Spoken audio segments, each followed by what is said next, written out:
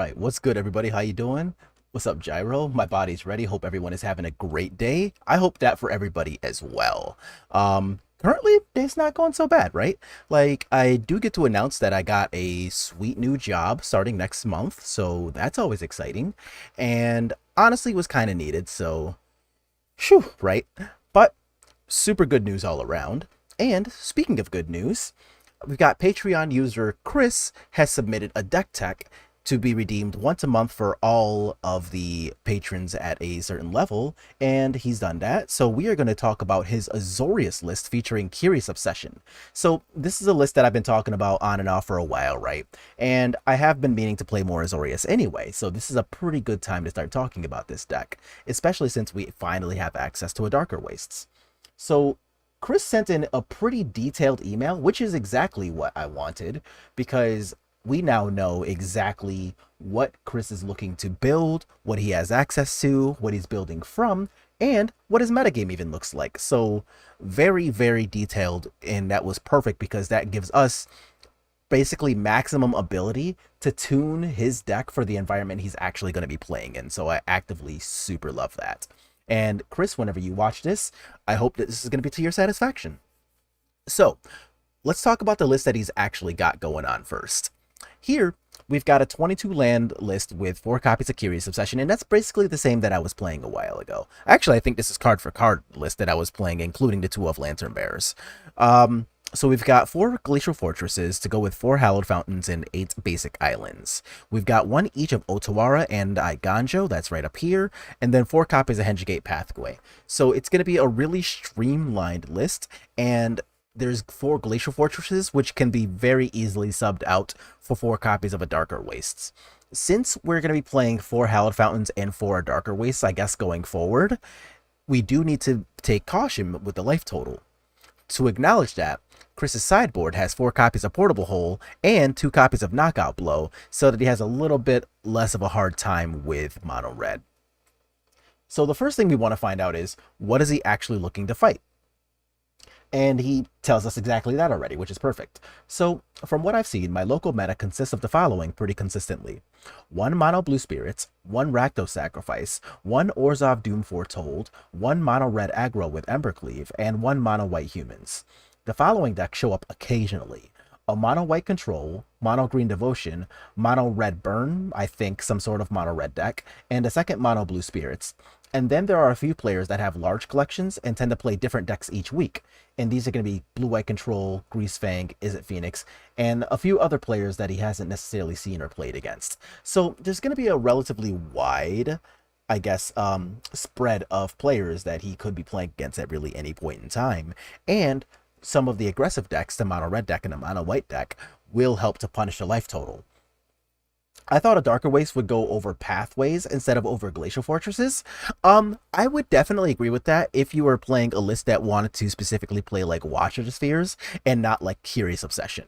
When you're playing a card like Curious Obsession in your deck, you really want every single one of your lands to be untapped so that you can more reliably protect your creatures on those Vitals turns 2 and 3. If you are going to be playing a deck with Curious Obsession, we really, really want to be able to have every single source of mana come into play untapped. And that's why I've been making fun of cards like Port Town for so long.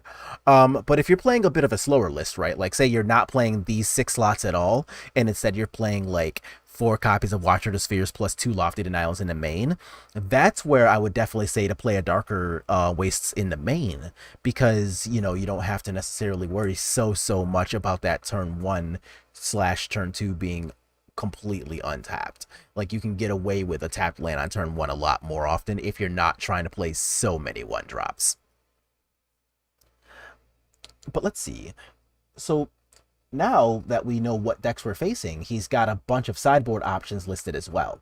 We of course see the cards that are already in the sideboard here, but since he actually started this entire deck list from just the Challenger list that came out last year, we've got a lot of sideboard options available. We've got 3 copies of Aether Gust, a Brazen Borrower, 2 copies of Cemetery Illuminator, 2 Catilda Dawnheart Martyr, 4 knockout blows, so 2 more in addition to the 2 that we see here. 4 lofty denials, 4 negate, 4 portable hole, we already see those. 2 skyclave apparitions, and a 4th copy of Rest in Peace. And then all the other cards from the precon as well. So if we really need to delve into the territory of something like, say, Isolate or Seal Away, he does have access to those as well. What else is here? And so far, I've pre-purchased the following from Dominaria United: the 4 Darker Waste, the 4 copies of Combat Research, and 4 copies of Shore Up. And it is important that he also wanted to specifically not... He doesn't mind leaning more into the white to distinguish his deck from the mono blue spirits, especially for the sideboard, but isn't necessarily attached to that, which is not unreasonable, I think. So I think as far as actual lists go, to start off with, the first thing I want to say is that I actually do like this list, right? Like, this is definitely something that is already serviceable as is, and I won't say that this doesn't need like an actual overhaul. So the cool thing is that you do have some spots that could use a little bit of, like, I guess, minor touches. Nothing really like super major. So the first thing I do want to do is to take out the Glacial Fortresses for the Darker Waste that you already have. And like I said earlier, this will make it so that the mana comes into play untapped all the time starting from turn 1. A Darker isn't tapped, it's just pain. Correct. I thought it was better over Pathway because you get a choice of both colors whenever you need it instead of just one side. And honestly, that's a valid point. So the only card in this entire list, though, that is white in the main deck is Spell Queller. So, like, there isn't really too much of a need to put Hengegate Pathway on the white side in game 1, unless you have exactly Basic Island, Hengegate Pathway. Then you can put it on the white side. But in this specific list, right, like, there's no Watcher of the Spheres, there's no Selfless Spirit in the main, so the white mana is, like, very, very, very light as far as splashes go, which is also why I don't have a problem with 8 basic islands being in here, because the mana is so incredibly easy like this that it's almost a mono blue deck as it stands. You just happen to have a little bit bigger with the Spell Queller rather than something like Lofty Denials in the main. So you just get to take a little bit of extra advantage of that. And of course, the sideboard is where the white cards really shine. And the sideboard cards being things like the portable holes and whatnot, like,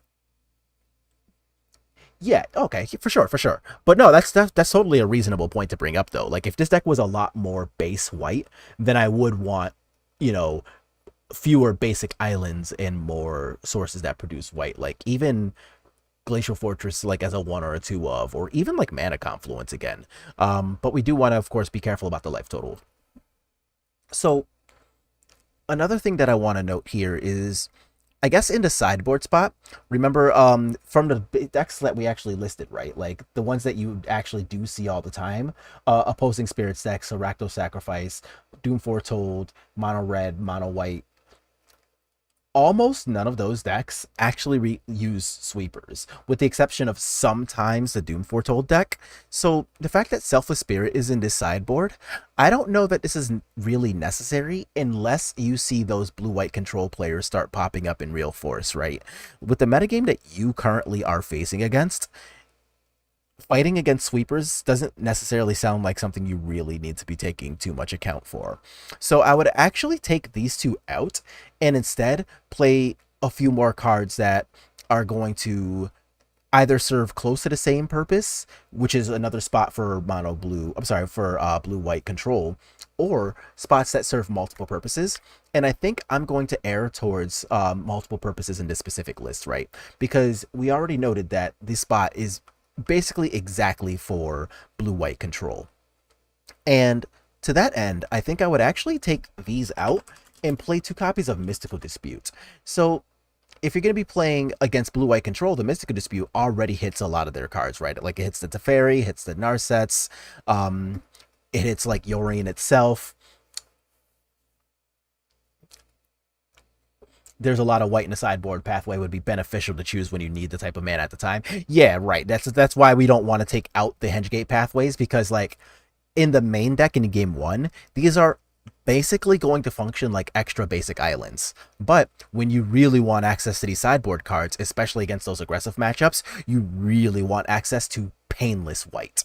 And that's where the Hengegate Pathways are going to look so strong. But I think I would do something like this, right? Because we have at least one person in your meta who plays mono blue all the time, and potentially a second player who shows up fairly often playing mono blue. And of course, Mystical Dispute is absolute an all-star in that matchup, especially when paired aside this portable hole here. Um, Another thing that I'm relatively scared of in this list is the sacrifice person that shows up all the time because, like, you just really do not want to be on the other side of that Mayhem Devil from that deck. But also, you have access to, let's see, we have a mono red player with Embercleave, a mono red burn deck, and a mono green deck. So we can solve all three of those problems at the same time by taking out Lofty Denial, which is currently not solving any problems that you actually are facing in your meta, minus exactly that Doom Foretold pilot, who is also solved by the Spell Pierces that you already have in your board. So to that end, what I think I would do here is actually take out these two Lofty Denials, and I would put in 2 copies of Aether Gust. So Aether Gust is going to, help out quite a bit against the mono red decks, especially since there's 2 of them. It's pretty good against that mono green list that you're going to be fighting against.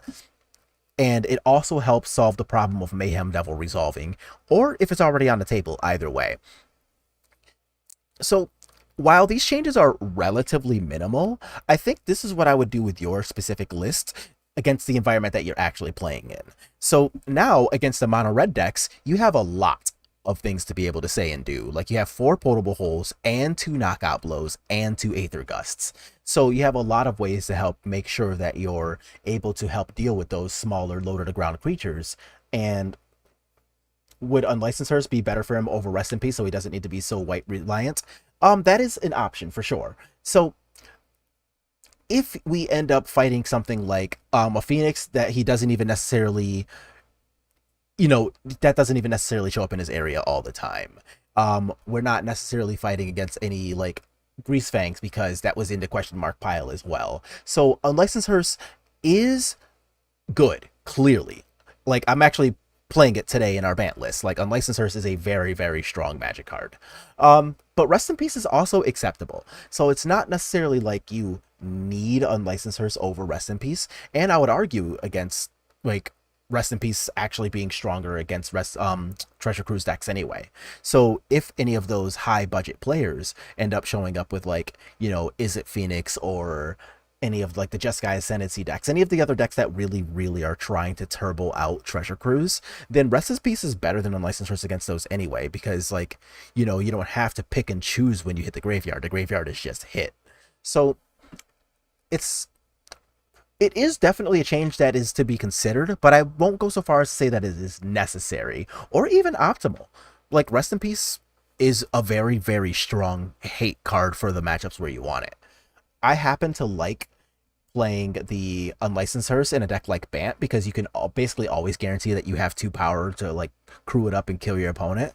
But in this deck that's playing 10 1-drop that only have 1 initial power and then Supreme Phantom, which also can't crew an Unlicensed Hearse by itself, I don't even know that Rest in Peace isn't the better card here.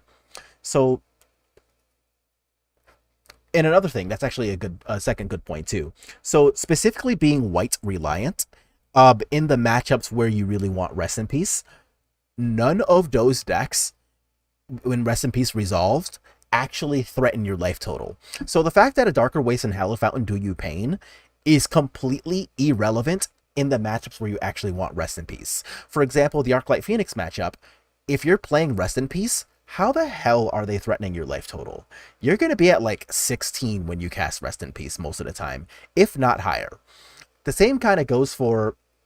Oh, fantastic. Let's ban this person.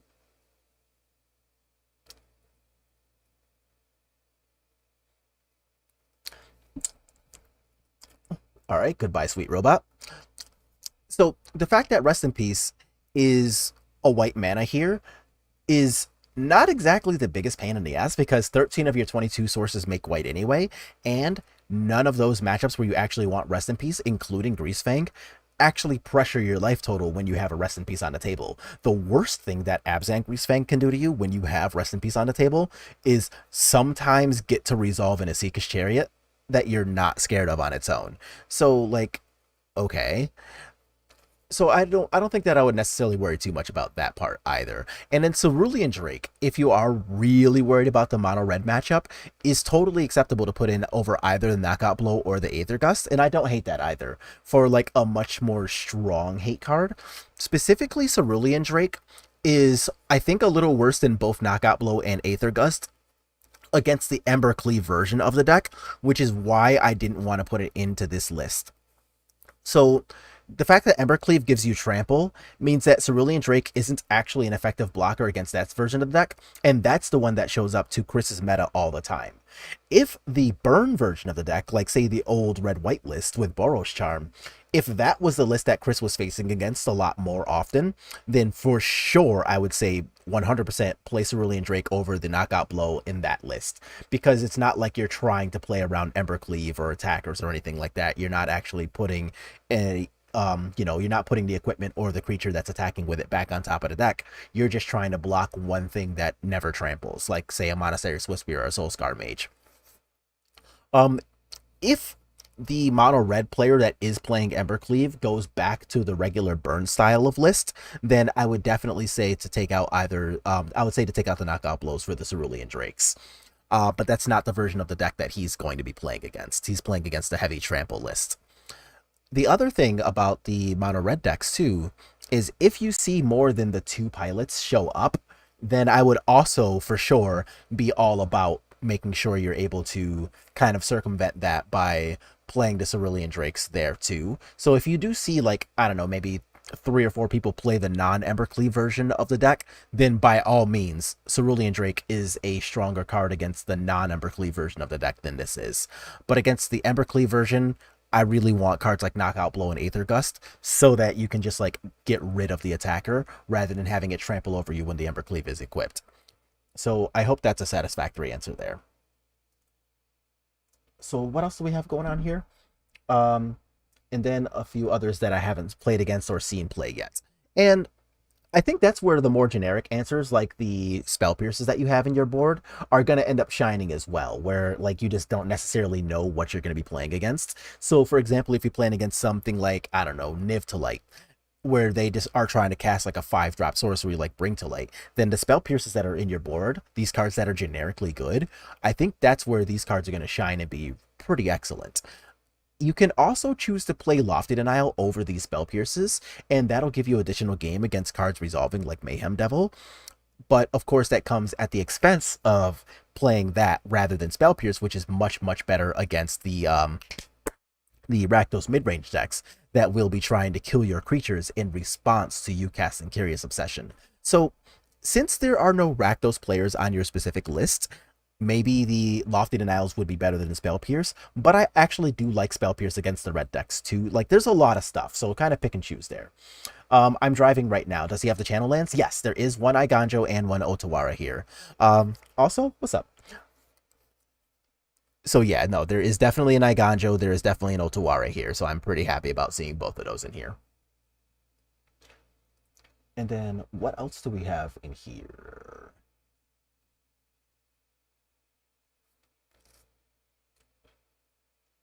Just making sure I didn't miss anything here. Okay, here we go. So that's, oh, the start is what I missed, actually. So I started with Azorius Spirits Challenger deck. That's the part I knew. Here's the deck list that I took my LGS last time I played. It was the first time I had Curious Obsession, Slip Out the Back, and Geistlight Snare. Curious Obsession and Slip Out the Back felt really good. I agree, obviously, since I've been playing those the whole time.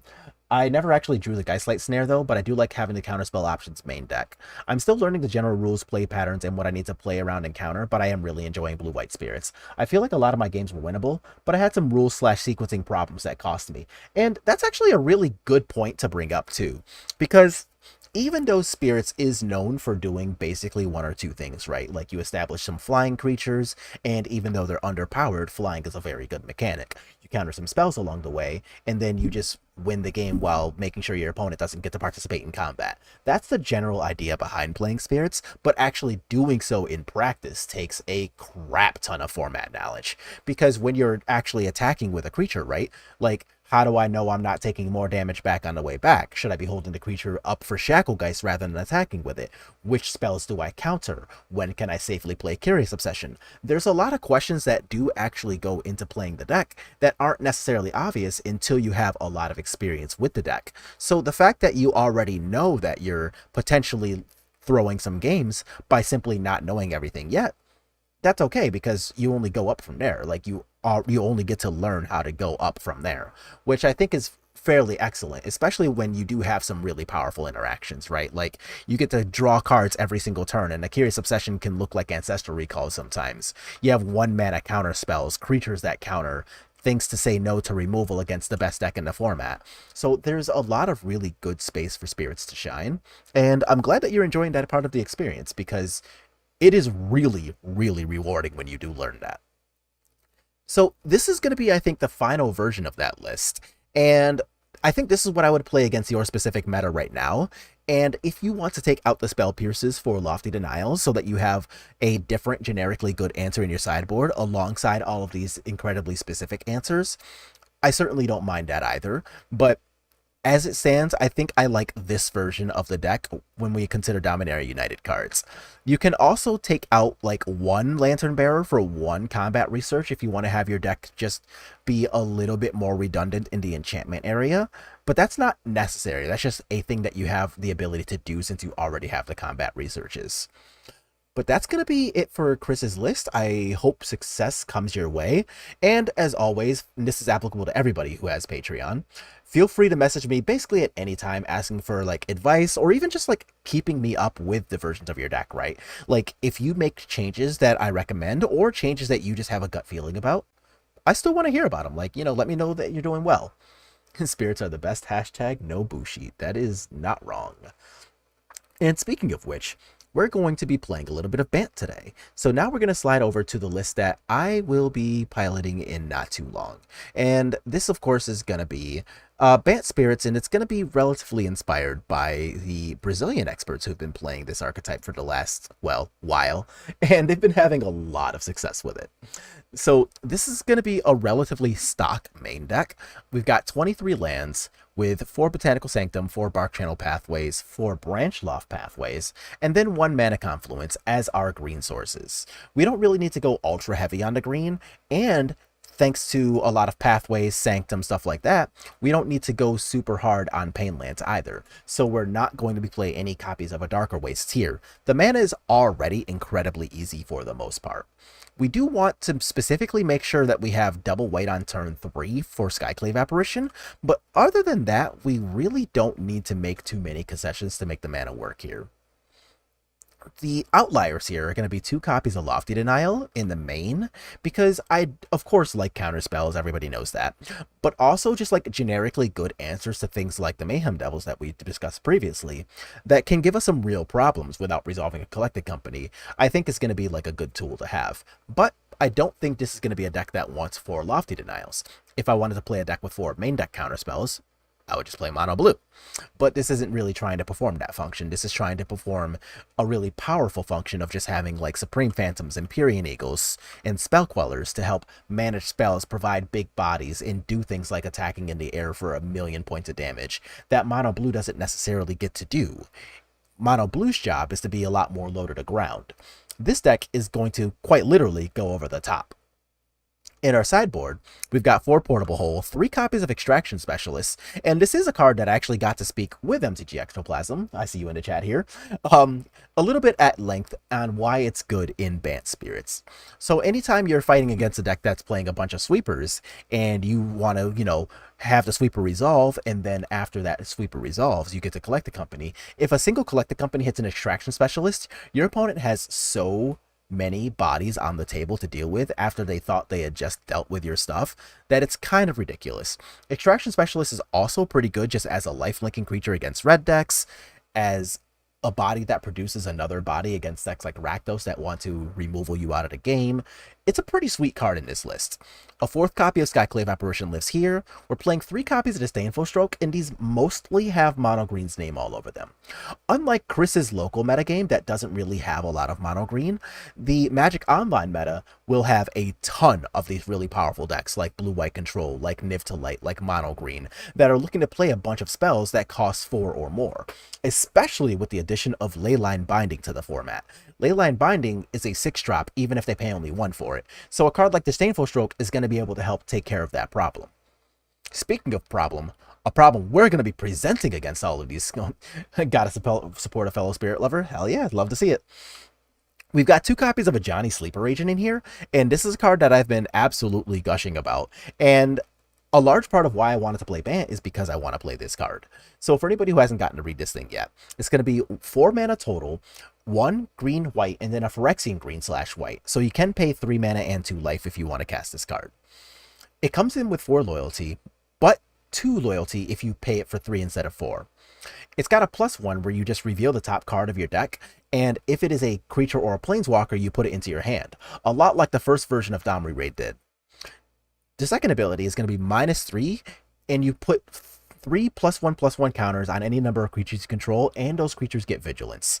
Not only is that really sweet already, right? Like, you get to take your 1/1 Spectral Sailor, turn it into a 4/4, and it's now going to be a threat that your opponent really needs to respect, rather than a lowly 1/1. But also, it gives the creatures vigilance.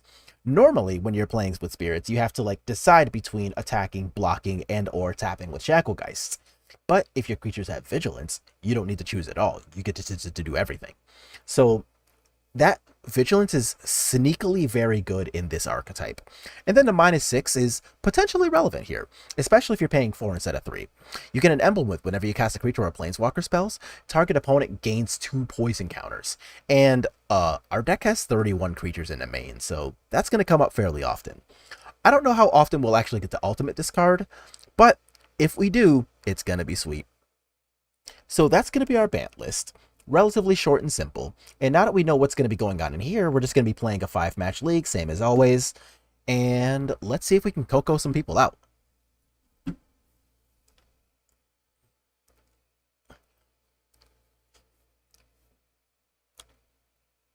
So, no Nebelgast for either. Nebelgast Herald, I think, is really good. And I think specifically in the Bant list, I wanted to play the Skyclave Apparitions, and it could be that playing something like 2 Skyclaves and 1 Nebelgast Herald over 3 Skyclaves could just end up being more correct. And in the blue-white list that Chris is posting there, it could also just be right that playing 1 or even 2 copies of Nebelgast Herald is right there, potentially over one of the Lantern Bearers. But just decided to not play them there. And even in my paper mono blue spirits list, I still have a Nebelgast Herald there. Do you see a Johnny going into Bant for Modern?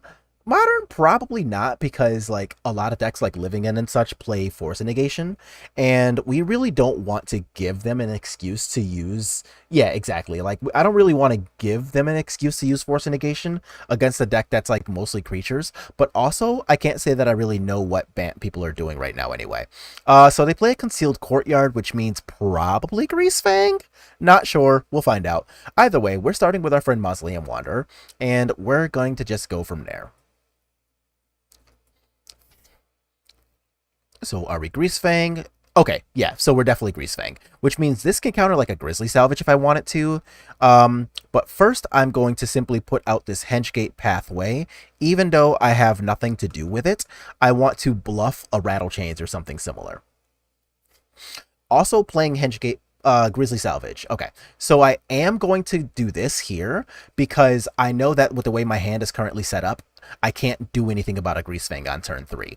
So I don't want to walk myself into like them milling a Parhelion, finding Greasefang, and then untapping and just kind of winning the game on the spot.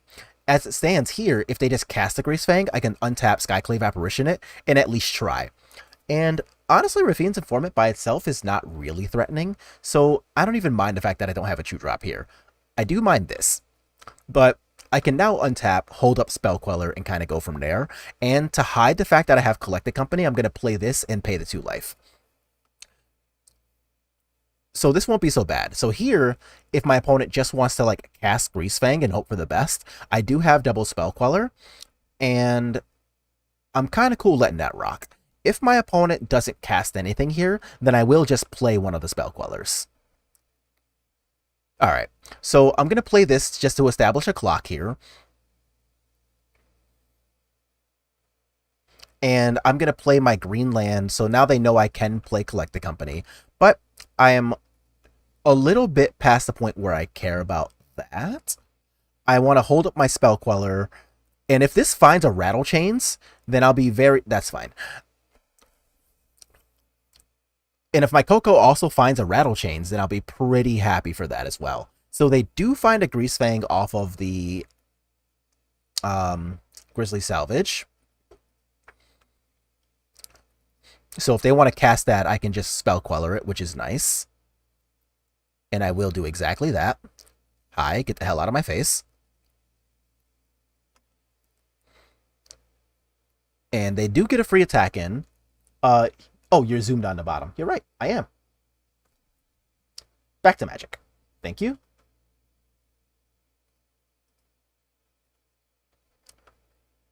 Alright, so we're not blocking here. Has anyone set to temporary lockdown yet in Azorius? That does seem like a relatively sweet addition. So I certainly have not.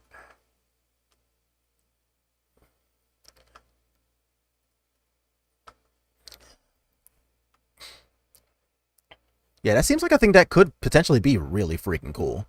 Okay, so we actually have a lot of outs to Greasefang, whether it resolves or not here. So we can have Coco find Shacklegeist, and even if Shacklegeist is the only spirit we find, I can still flash in Spectral Sailor for a second spirit. We have, of course, Spell Queller, a Skyclave Apparition, Mill 3, and Drain. Okay, you can have that.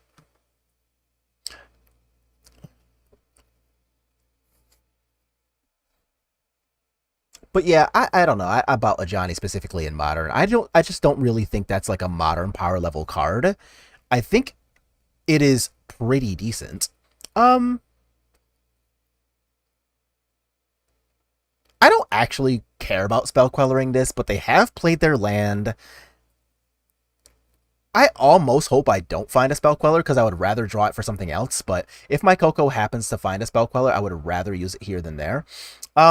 So things I can do here. I can Spell Queller the Raffine's Informant, deny the draw, plus Skyclave Apparition this thing, untap Empyrean Eagle. Or I can Spell Queller plus Rattle Chains, holding up Skyclave Apparition. I like that better. So this plays a little bit better if I draw exactly a land, because I can Skyclave Apparition and Empyrean Eagle both at instant speed. Yeah.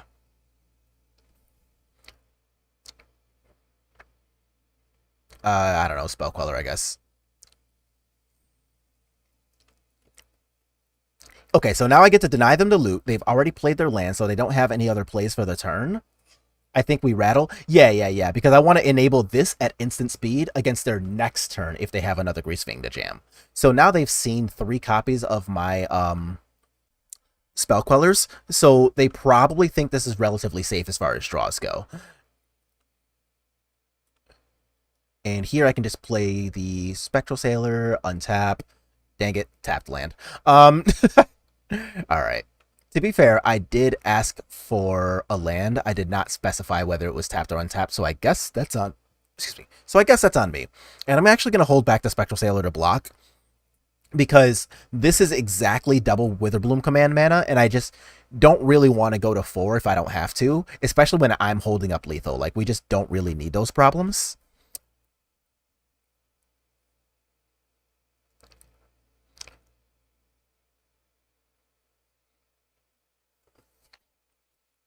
Grizzly Salvage, you got it. Alright, so they can grab the Greasefang and nothing else, so it looks like that's what they're gonna do. Well, like... Overgrown Tomb for Greasefang. Okay. Alright, so we're gonna can't stay away the Greasefang rather than casting the one that they have. So this thing has crew 4, which means that I don't actually care about Rafine's Informant, so I'm gonna let this resolve. When they go to their combat step, they're gonna target the Parhelion, and now that they've targeted the Parhelion, I want to instant speed play my copy of Skyclave Apparition on the Greasefang.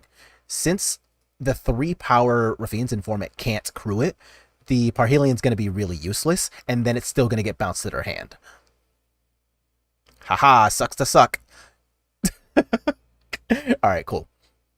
So now we're going to sideboard against them. We're going to put in Unlicensed Hearse and a Skyclave Apparition. Do I want Extraction Specialist against a deck that is definitely going to be putting in removal for Shacklegeist? I think the answer might still be no.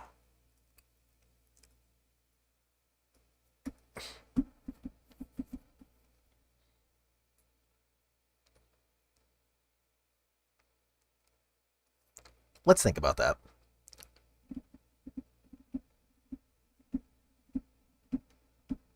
Yeah, no, I think this is good enough, actually. Like, we already have a fairly positive matchup. I don't really need to mess up anything. And the fact that we have Unlicensed Hearse and another Skyclave Apparition to deal with the combo itself is pretty sweet. So, I do still want the Lofty Denials in the main deck because this is a Liliana deck, and I don't really need to walk into that shenanigans. This hand is pretty mid. I'm gonna ship this. This is actually a lot better. So here I'm going to keep this, put back Empyrean Eagle, and the fact that I don't have a turn 1 play doesn't necessarily hurt my feelings. Okay, and they're not going to Thoughtseize me, which is nice because I really want my Shacklegeist to resolve. So I'm just going to play this tapped and then kind of go from there. So are we Rafine's Informant? No, we are Satyr Wayfinder. Okay. So this finds a battle boat. Okay. So I actually think that means I don't necessarily want to play the Shacklegeist into battle boat. I think I want to just hold up Rattle Chains. So what happens here is if they do decide to just go ahead and cast Greasefang, then I let the battle boat happen. Or they just have a Rafine's Informant. Okay. That's actively pretty good for me. I'm still casting Rattle Chains, too. They do have a Parhelion to discard. Do they have a land drop? Yes, they do. Okay. Good for you, opponent. So we're going to go ahead and yield until the end step, because that's when I want to play my Rattle Chains. I will take the 1 from this attack. So let's do this. And I'm actually not going to attack with the Rattle Chains, because in the event that I actually want to use my Shacklegeist here, like say they just go ahead, no, I'm gonna attack.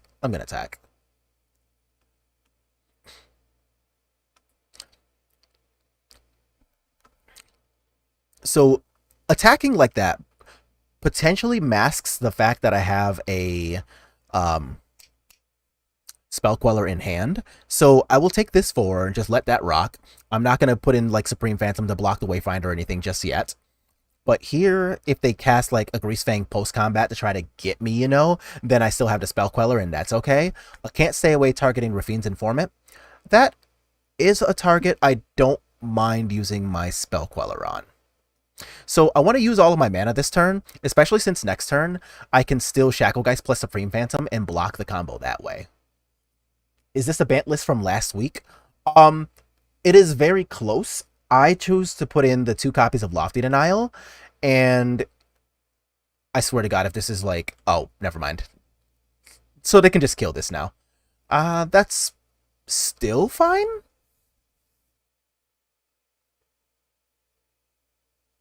Oh, just have another Can't Stay Away. Okay. That's fine too, I guess. And they discard another Parhelion. You got it. So here... Oh, sweet. So I'm actually going to play this then. I'm going to attack with just Spell Queller because I'm definitely not blocking with Spell Queller.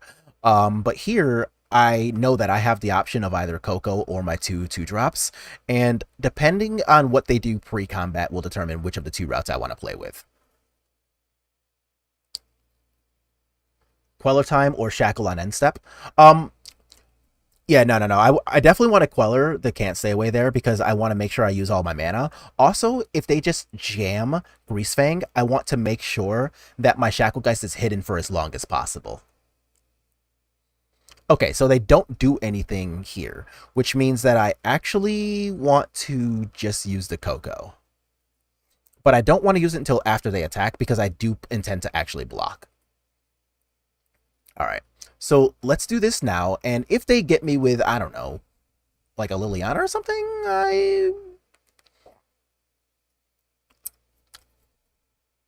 I'm going to put in the biggest bodies I have access to. I am a little sad about that unlicensed hearse going away, but it is what it is. So I'm going to block here and block here, knowing that if they have a spell for my Supreme Phantom, then these two creatures die. But if they have both a spell and a Liliana, I don't think I'm beating that anyway. So let's find out what happens here. If this is just a Can't Stay Away flashback, then that's okay. Oh, duh, the Battle Boat. Okay. I think I did know about that. So I guess that's on me. And this can crew the battle. Haha, nice. All right, well, that's nice. So let's Skyclave Apparition, the thing that can crew the battle boat.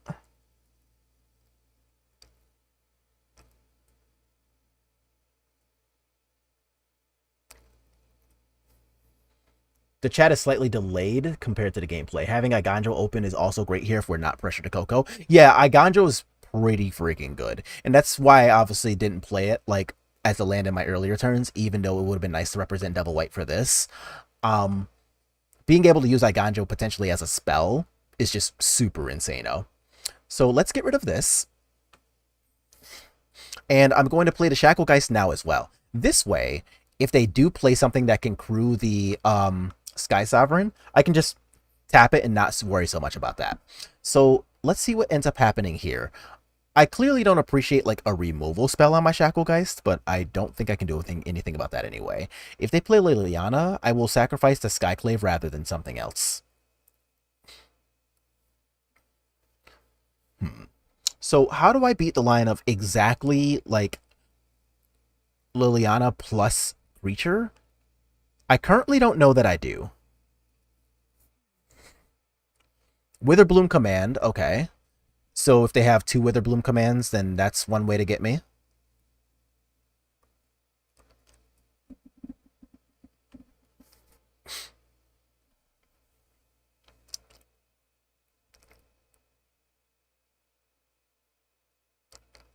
It is a second Witherbloom command, okay.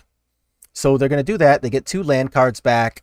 If one of their spells is a Can't Stay Away, then they can Can't Stay Away the Greasefang now. I obviously hope that's not the case. That would suck.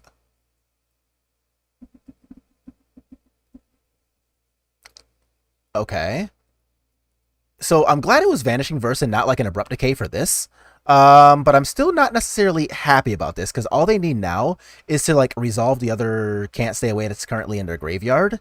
And that immediately means they can like... Honestly, this game gets really bad if that happens. So I basically need to hope that they think I have a Spell Queller and just like don't cast it. But they have already seen two.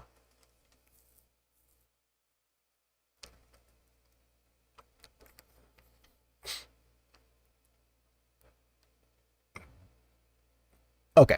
And they are casting it on the Greasefang. So I'm gonna go ahead and pack this up here. And we'll just go to game 3. So, do I want to change anything about the way we played here? I think the answer is still no. No, I'm going to keep this as it is. So, the worst card here in this matchup... Oh, come on. The worst card here is the Spectral Sailor, but, like, even that still provides a clock. But I have another one drop in Wazlium here, so that is what's going away. We need some gas, a second Coco incoming. That would have been nice.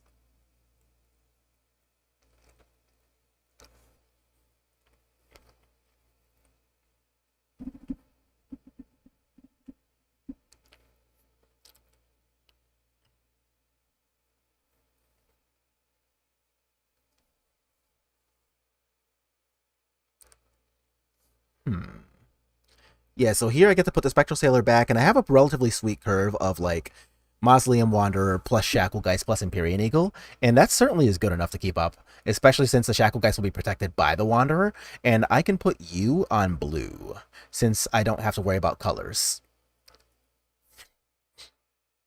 Didn't I just click on that? Alright. So that's... Okay, so that's just going to come into play tap. That's fine. So here... Oh, that's really nice, too. So I'm going to go ahead and play my Shacklegeist, pump up Mausoleum Wanderer, get my attack in, and yeah. So far, hopefully, so good. This time, since we have the Skyclave Apparition, I don't think I will counter, like, a Grizzly Salvage or anything. Or is that wrong? Let me double check that statement. If I counter the Grizzly Salvage, I'm sacrificing 3 power on my next attack, but they have to resolve another spell and dodge Skyclave Apparition just to get their combo in. On the other hand, if this resolves, I still have Shacklegeist that's protected against the combo itself. So this is fine. Yeah. Spectral is good bait because no one ever wants to waste 2+ mana to remove it, but they don't want us to sink our mana into draws either. Yeah, that's a real thing. So what did they keep? Temple Garden, Blooming Marsh, Blooming Marsh. Oh, they kept the second Blooming Marsh is what they kept. Okay. Okay, so here I get to play Empyrean Eagle, attack for 6, and my Mausoleum Wanderer has the ability to protect my Shacklegeist. Since they didn't find a vehicle here, well, no, they didn't actually find a vehicle. So how do I want to word this? Okay, so the reason I didn't want to counter specifically in this spot is because we are on the play. Since we're on the play, I know that they don't have the ability to get rid of my Shacklegeist and play Greasefang in the same turn because I have Mausoleum Wanderer. As it stands, I get to go ahead and attack here. If I did not have access to the counterspell, then I could play the second creature here, hold up Shacklegeist, and then not attack at all with the intent to use Shacklegeist to actually deal with their creature. Here, I don't have to make the choice of doing either. I can just get everything because we know that their next play is either Removal Spell or Greasefang, but they can never do both. And since the Grizzly Salvage didn't even find a counterspell, I'm free to attack with both creatures. I don't have to think about, like, a Greasefang resolving and doing the thing because there's no thing to get. So they played the Blooming Marsh that we knew about. So opponent has no more secrets.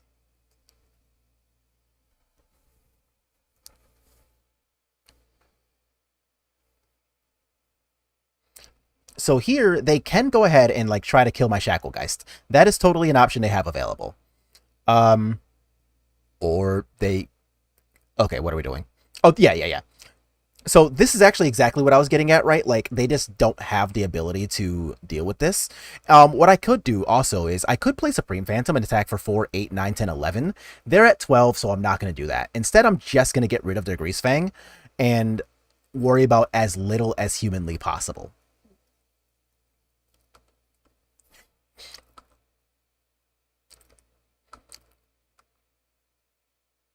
And how can I lose this game?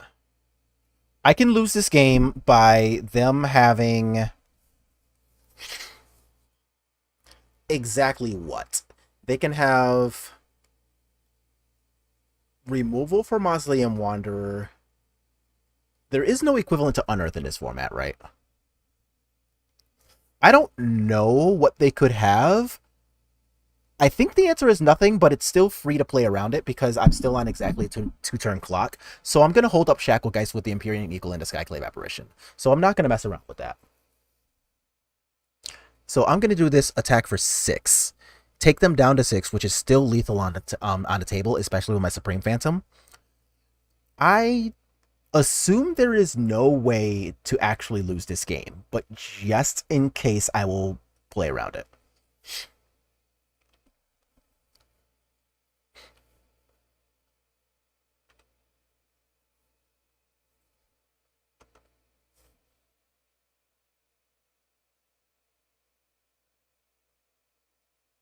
Okay. They could pitch a vehicle next turn, better to cleave the Fang ASAP. Yeah, yeah, yeah. And that's actually kind of what I was playing to there because we already knew that we had the Skyclave apparition. So like the fact that we were on the play, like I said, it meant that they had to choose between spells like the Satyr Wayfinder and the Grease Fang actually being able to do the thing, since they couldn't actually do both in the same turn with only 3 mana. So it was relatively free for us to be able to do all of that. So here I get to just go ahead and tap this with these two. And now my Skyclave apparition, even if they have like a Vanishing Verse here, is still a lethal attacker. Oh, well, okay, even more free, I guess.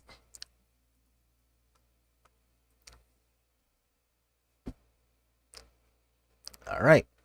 You are an Abrupt Decay. Joke's on you, I'm not countering anything. All right, sweet. So we're 1-0, and I already have to take a little bit of a bio break, so I'll be back in a couple of minutes. That's it. I'll be back in a couple of minutes.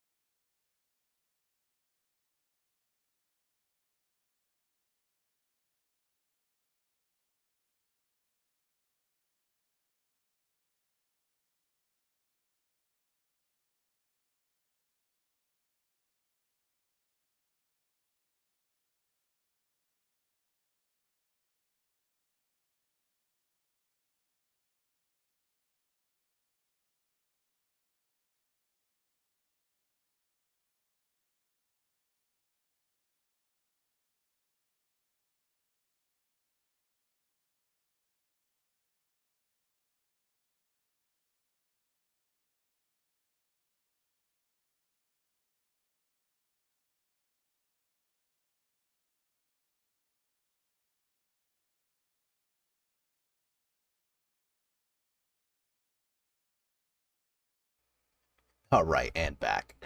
People in chat, feel free to interact more. I feel like I'm hogging up all the talk here. Hey, no, I'm all right. You know, everybody, I guess, kind of chats at their own pace. You know, we've got at least one person with MTG Ectoplasm driving, so that's probably not optimal for chatting or anything like that just yet.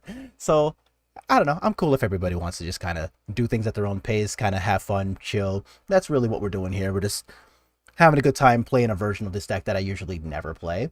So I'm just happy everybody's in here, just enjoying the experience and all that good stuff. But for sure, if you guys have any questions about any of the lines we make, then by all means, that's kind of the entire point of me chatting with y'all, is to, you know, have everybody improve at the same time. So if you notice something I could be doing better, or if you don't know why I'm doing something and I can explain it to you, either way, that's a positive experience.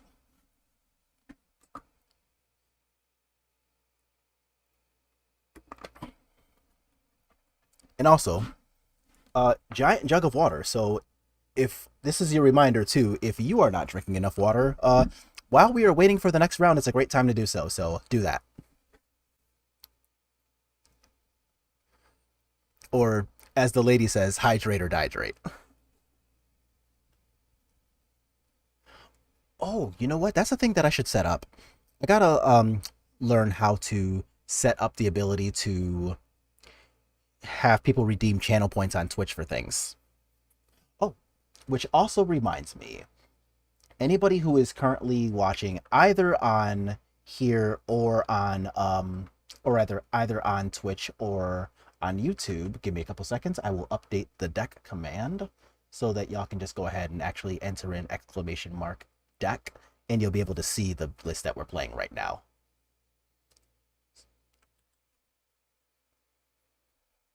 There we go. That is done. We're playing against Gigantha with 5 landers. Get out of here. Oh no! No, no, not like this! Deck. We were just playing nice. What gives? I mean, they mulliganed as well, so it feels a little less bad, but like, come on, man. I guess. Alright. So here, what do I want to skip? I want to skip out on you and you. Yeah. Alright. Always the way. Too many lands, Molten no lands. Yeah, you know, I guess it is what it is. Slitherboar Pathway. So, Elvish Mystic. So we're playing against elves? Gross. This matchup is absolute trash. Whoa, Hive of the Eye Tyrant. We are not playing against... okay, I no longer know what's happening. Llanowar Visionary means I have absolutely no idea what's happening. I hope this is just like not like Nissa 5 drop. That would really suck.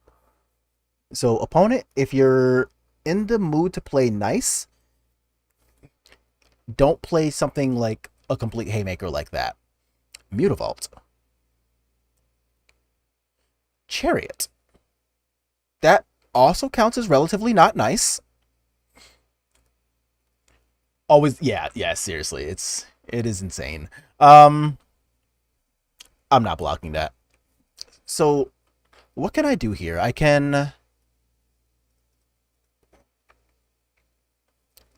draw, maybe not that.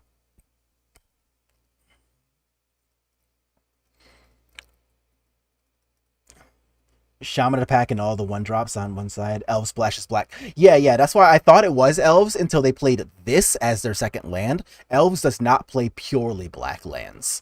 But they definitely play this. God. How do we get out of this? I guess I block with my next turn, so... And if they give me the ability to block Azorius Chariot with both of my creatures, I guess I'll just do that. But this is looking pretty sketchy.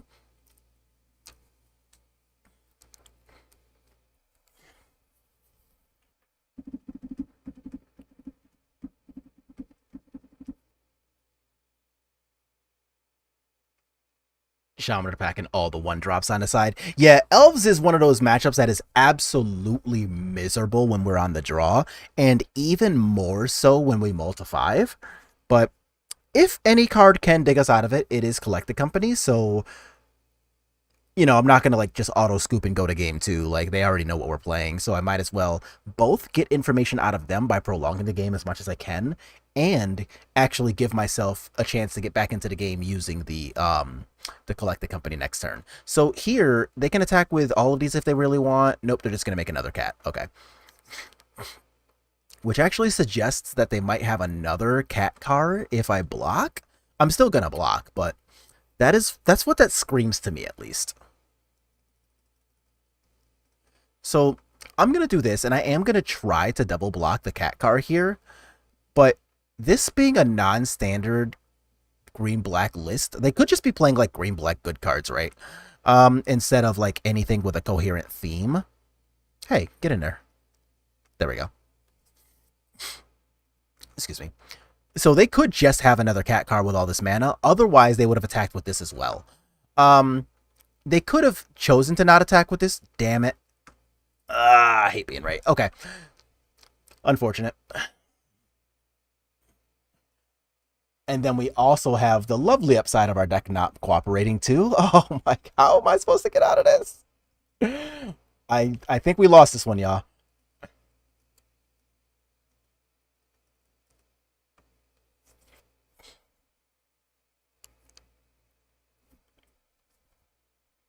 Alright, so we'll let them move into combat, then we'll cast this. This way, if we actually see a Skyclave Apparition, I can rip out the Chariot. We don't. Bruh. Killing me. Alright. So I can't block the cat car really in any meaningful way, and I don't want to try. But they can't attack with these either. I mean, I can trade just the Empyrean Eagle for the cat car here. Harder to cards. Yeah, I think I'm okay with dropping this game one though, so like that could just be the way it rolls, and so what?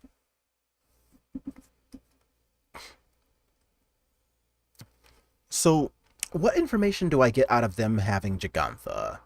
So I know that they're not a Liliana deck, which is good to know. I don't know that they're not also a Coco deck, because I haven't actually seen any creatures with hey, get in there. I haven't actually seen any creatures above Llanowar Visionary as far as casting costs and stuff go.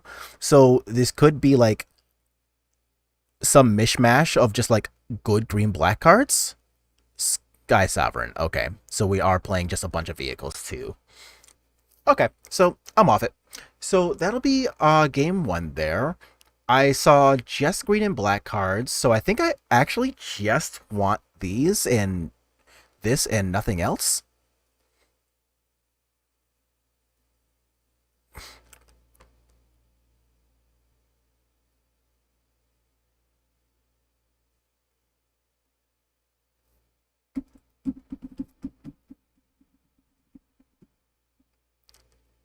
Yeah.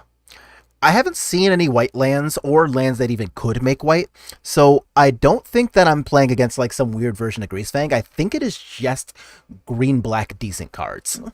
So I think the Disdainful Strokes on top of the Lofty Denials will be pretty good. The Skyclave Apparition will help. And then if they start to get cheeky with their attacks, I can block Mana Elves with Spectral Sailor. So I don't hate that. And the fact that we're on to play this time also should help, and it'll be especially nice if I'm allowed to keep 7.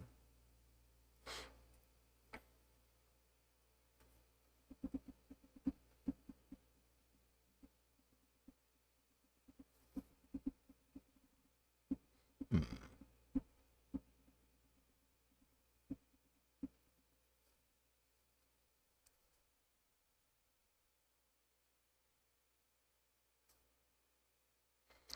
So let's see what my opponent comes up with here. So I do have a hand I'm allowed to keep, which is nice.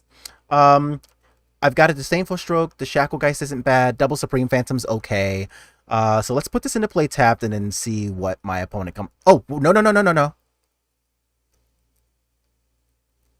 That would have been a terrible misclick. Holy shit. Okay, so there's a Mana Elf. And there's a third Supreme Phantom. Okay, so what you're saying is, if I can get away with some bullshit, I can get away with all of the bullshit. But I gotta be able to get away with some of it first. So what's this? A Visionary. You got it. So I'm going to play this then, and I am just going to hold up my Disdainful Stroke. If they want to cast their first vehicle, then that's fine. Starting next turn, if I get to use my Disdainful Stroke this turn, I can untap, play double Supreme Phantom, and use the Supreme Phantoms for Shacklegeist. So I don't actually hate the way this is going. Against something like Black-Green Tradebinder, would Portable Hole be viable against Landware and tokens? It might be. I want to see more of their deck before deciding to put in something that hardcore, though. Because, like, if their draw is just something like this, but without, like, the rest of the good cards, right, then I don't actually care. But if they go, like, land something fierce... Okay, there's a land. That's not something fierce. Okay. So it looks like next turn I might... Oh, wow. Okay.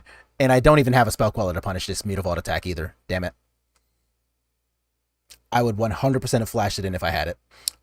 So I'm going to put you in as a white source, and I'm going to play one Supreme Phantom. So I'm still going to get to hold up my blocker here. I still get to play a little bit around their good drops. And their attacks are a little more precarious now because Supreme Phantom's on the table.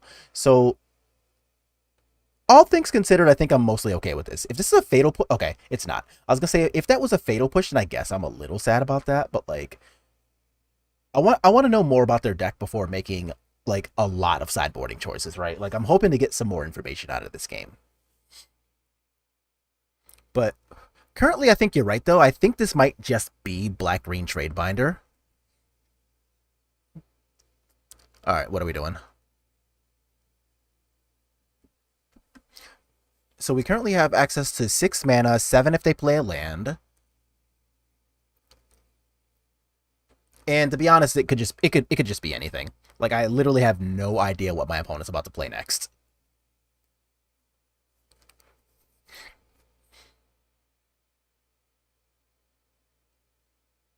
Graveyard Trespasser. You know, the more I see, the more I think you're right. I think this really is just Black-Green Tradebinder.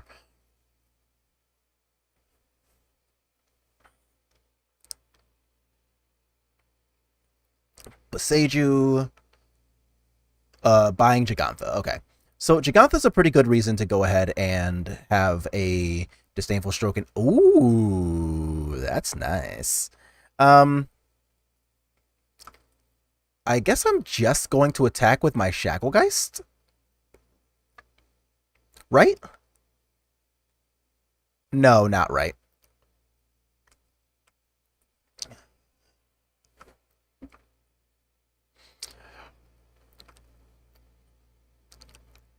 So I know that I have to choose between casting Disdainful Stroke and casting Coco. But I think I'm actually mostly okay with that. That's a lot of mana they have. So what is that? 5, 6, 7, 8 mana total? So what are we doing? Are we just clicking Graveyard Glutton here? If so, I don't even mind just taking the attacking. Oh, we're attacking all. Ooh. So what is that? 4, 5, 6, 7, 8. And I go to 8. I'm actually okay with that. So I take this attack. I go to 8. That's actually fine. I still have access to my Disdainful Stroke. And if they cast nothing, I can Coco. I feel like Storm is incoming. You mean Storm the Festival? I would have been alright with that.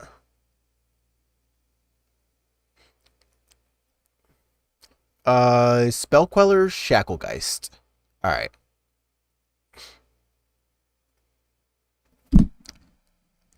So now they can play a removal spell if they wish to. They can even cast a Coco if they want. But without something Flash and Noxious Grasp, sure. That's fine. So they do need another removal spell. Otherwise, my double Supreme Phantom is lethal. Oh, no, they have one? What is that? Oh, they lose 3 life. That's... Are you serious? Bruh. Okay, so they were just literally holding 3 removal spells. Holy shit. Wow, can't get away with shit, huh? And what's worse now is that this Graveyard Glutton is actually going to get to do the thing, too. So, how do I do this now? So I could just play Coco now and be okay with discarding Disdainful Stroke.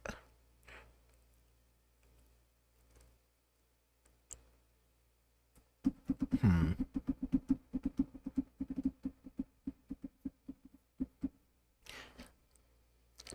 No. Removal dot deck the creatures for a smoke screen, right? It's like, I mean, three removal spells, you got me. I could play the two Supreme Phantoms and just have a 3/5, like just a board of 3/5s to stop everything here. I could cast Coco and see if I get a Skyclave Apparition for the Graveyard Trespasser. Um, I think I actually want to just cast my two Supreme Phantoms here. So there is no one removal spell in the color combination of black and green that deals with all of these, and one reach creature because of Coco, if I find a Shacklegeist, is not enough. So I feel like this is probably the best way to just like set up lethal next turn. They could, I don't know what they could have at this point. Like it's no. We only have 5 mana. So if we play one Supreme Phantom, we are not holding up Coco.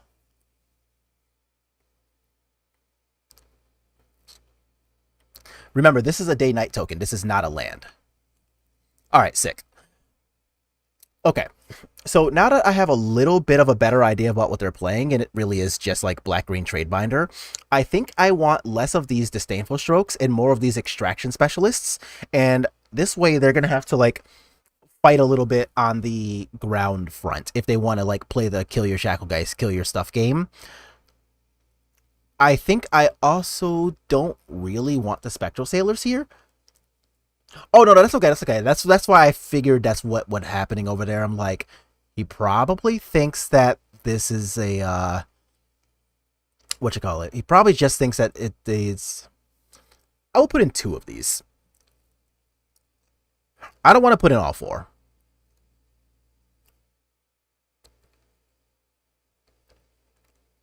Or do I want the 2 Ajani's against this removal heavy list?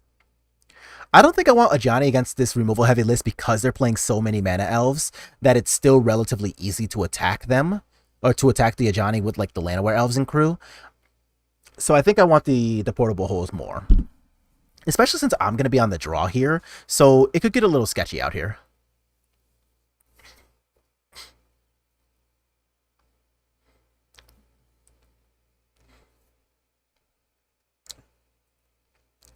All right. Man, that was kind of funny though, not gonna lie. They had everything from Ulcerate to Noxious Grasp. Um, man, it's the streets out here right now. Oh yeah, I guess Noxious Grasp is also another reason to not sideboard in the Ajani's too. Cause like now Ajani becomes like a 3 or 4 mana, maybe draw 1. Uh this is relatively sketchy on the draw, but I think this is the kind of sketchy that I'm allowed to get back into the game with if their start isn't like ridiculously explosive, right? No way. What am I talking about? No, get out of here. Okay, that is a lot better. So what do I want least here? I think it is the Spell Queller.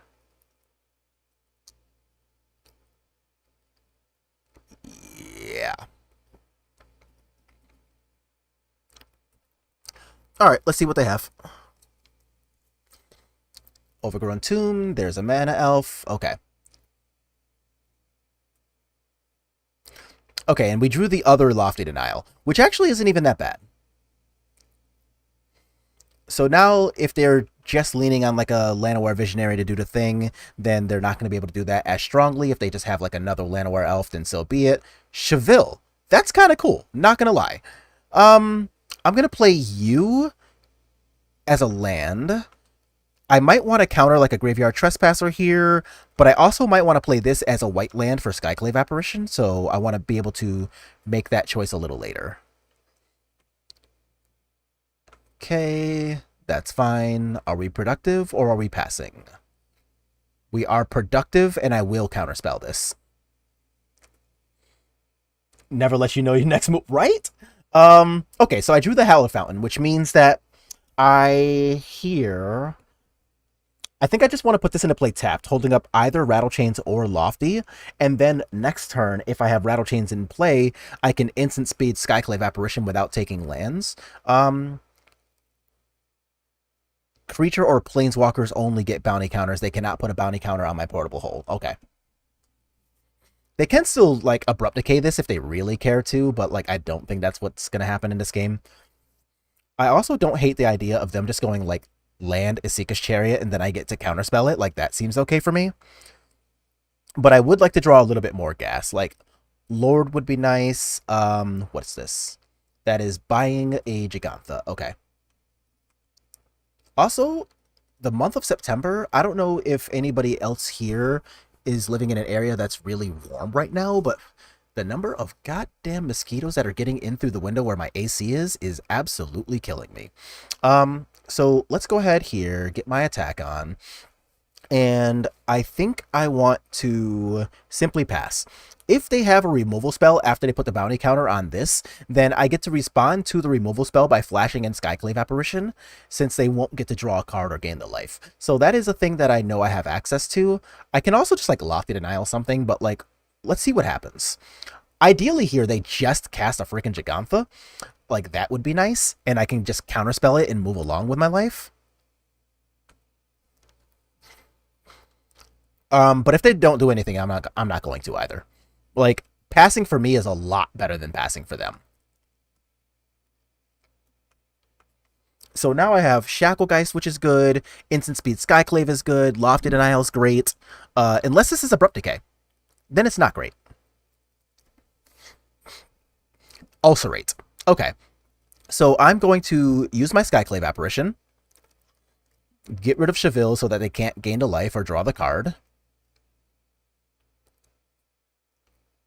And I will be a little bit sad afterwards because I know it means that I'm not going to get to use my Lofty Denial at awesome mode. But I could also just, like, cast Shacklegeist post-combat too. So let's see if they want to use another spell here.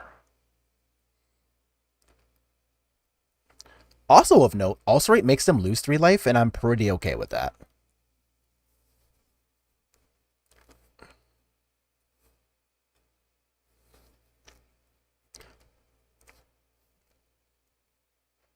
So we're still waiting. Opponent's kind of tanking a bit. They have 3 cards in hand, one of which is Jeff. So let's see if they're going to simply let this happen, lose the 3 life, go to 10. Do I want to cast Shacklegeist and use it on Jeff, or do I want to gamble against them not having a land and encountering Jeff? I'm actually going to gamble towards them not having a land encountering Jeff. I don't know that that's a great play, but I think it might be a little better than... Yeah, I don't know.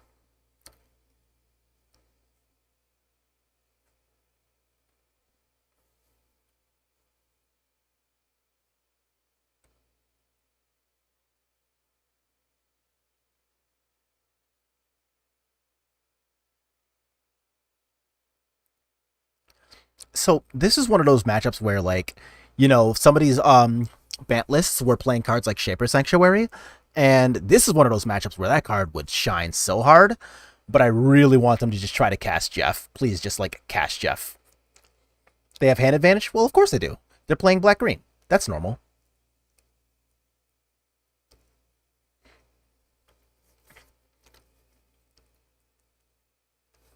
Like, the fact that they have more cards than us is pretty much always how these matchups go. So, like, that's not even really something I would stress about too hard. Like, almost all of their cards typically generate value too. Like, Llanowar Visionary generates cards. Like, they get to have, like, a companion in their deck, so they just automatically have an 8th card in hand versus us anyway. Aw. Boo. Okay, fine. Fine. You got me. I do not want that. Alright, so we're going to go ahead and pass here, and I'm going to get to tap Jeff, and I'm going to tap it in their upkeep so that they can't actually use the mana from Jeff. If I wait until like combat step or something, then they might actually get to use the cards. But even like this, we're still basically okay. Like, we can counter anything that's like 3 mana or greater, which is basically all their important spells anyway. Like, I already wasn't going to counter a land aware elf. If they have a land as one of their 3 cards in hand, like, then okay, that's not a gas spell. So we're still pretty much okay. I do want specifically to have like a lot more action come up of our next turn. Like, if we draw a collected company, that would be pretty welcome. If they thought seize us, I'm just going to let that happen and they can just take 2 life. But as it stands, I'm not the most hurt about our situation here, especially if they manage to go ahead and like say, ooh, that's really good. That is really good. I want to play you as a white land. That is actively excellent. So now I get to do this, and I have Rattle Chains plus Lofty to protect against something. Abrupt Decay doesn't matter because we already have the Rattle Chains to protect. So the fact that that's uncounterable does not matter. If they have a second exactly Abrupt Decay, then whatever, you got me. Okay, opponent. Okay, so they have exactly a second Abrupt Decay. Fine. So you're still going to take 2, go to 6, and I can take 7 and go to 8 here. But like, even that's not that bad. Like, I still have a counter spell. I still have... Actually, you know what? The fact that it was Abrupt Decay disguises the fact that I have Lofty Denial, so that's actually not even bad. So now if they just want to play like a Graveyard Trespasser or something, I don't even mind that. So, things I can do. No, I'm just taking this. Never mind. I was going to say I could block the 2/2 and then reduce their clock by a whole extra turn here. But since doing it like this, hell yeah, let's go. Since doing it like this increases my clock by a whole extra turn, I'm pretty happy about this. Especially if I just draw a Lord now. Not a Lord, not bad either. Okay. So I'm just going to attack with my Shacklegeist here. So since I have the Spell Queller, I'm protected from any shenanigans pre-combat, and they can't kill me with just 7 power right now. Their binder is strong. Their binder is strong. They have 2 cards in hand. What 2 cards am I worried about? I don't know. So I'm actually going to play Spell Queller now and use Shacklegeist if I'm allowed to.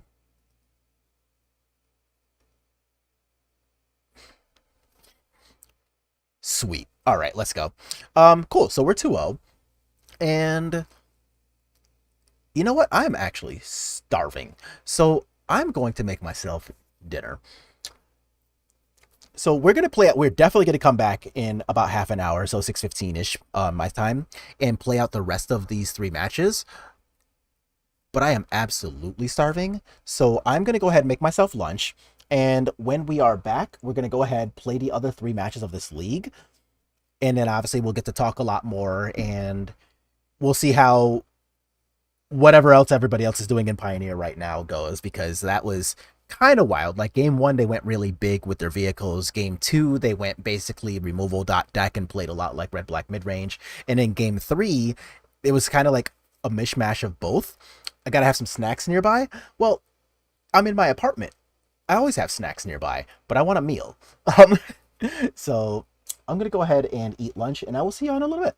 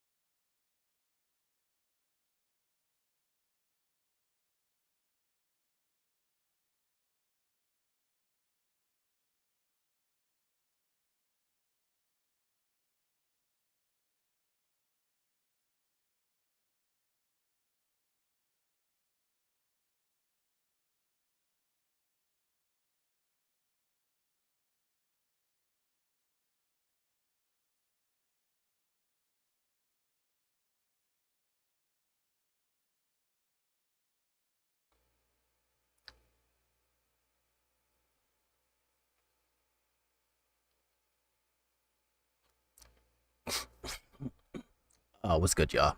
So we back. Currently dying of allergies, so I've taken some allergy medicine in our break there. So you'll get this little drawing instead of my face here, but anybody who is here now who was not here before we went to lunch, we are in the middle of playing a Bant Spirits League with this list, and we are currently 2-0 in our league, which is amazing. We ended up playing against... Oh, I don't remember what we played against round one. Wow. Nope. Memory just died like that. Against round two, I know we just got done playing against some like trade binder kind of deck where it was just a bunch of black-green stuff. Like they had Llanowar Elves, Llanowar Visionary, a bunch of removal, Esika's Chariot. Esika's Chariot. We played against Absent Greasefang in round one. And they played Battle Boat too. So we were able to overcome both of those matches. So we are currently 2-0. And we're just going to go ahead, jump right back into it, and see what's up with this third round. So if you guys had any time to eat or wanted to eat, I hope somebody ate something good. If you did, tell me what it was. And if you did not get to do so, well, unfortunate. But I hope you do get to do that later on tonight. Or today, wherever you are.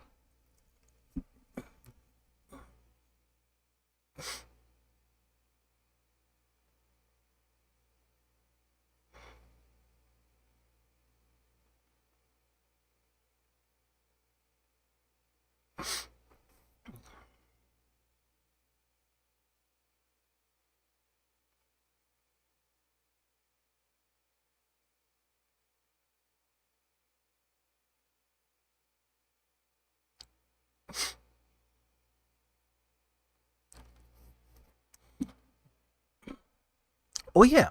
So another important thing too. So for anybody who might not be fully in the trenches of Magic Online, right? As you saw just now, the game automatically joined where previously we used to have a button specifically for joining your game. And the way that was abused previously is that people would go ahead and double queue with two accounts at the same time. And when it did that, are we playing against Greasefang again? And when it did that, they're probably taking my Shacklegeist here then. They used to go ahead and do the thing where we were, I guess, kind of, yeah, they took Shacklegeist. So this is a Greasefang again. Excuse me. Yeah, I am in the trenches right now with these allergies. Supreme Phantom is not the worst. So here I will counter a Grizzly Salvage because I currently can't do too much about... Yeah, Rafine's Informant, Satyr Wayfinder, anything else that lets them discard a Parhelion from hand. So here, I've got a couple of outs. I can draw a Shacklegeist. I can draw a Lofty Denial. They can just brick for a turn, and then I can have Spellqueller Man if I draw a land. I can... I think that's... Okay, they have a Esika's Chariot, which, to be fair, is still better for me than the other thing. But the fact that we're on the draw here is not exactly optimal for that kind of thing. So here, I'm just going to play my Supreme Phantom, attack for 3, since I don't really have a currently better play. And then I will basically cross my fingers and hope that this 2-power Mausoleum Wanderer is going to be enough to counter a Grizzly Salvage or the like if they try to cast a spell rather than just casting a Greasefang from hand. So, being on the draw here... and having my Shacklegeist ripped from me is a little bit of a mess, because the Shacklegeist would have just had this entire thing on lock. But if we do draw either a Shacklegeist or a land, then I think we're okay as long as this isn't the Greasefang turn. And even if this is the Greasefang turn, if it's just a Esika's Chariot, even that's not the worst.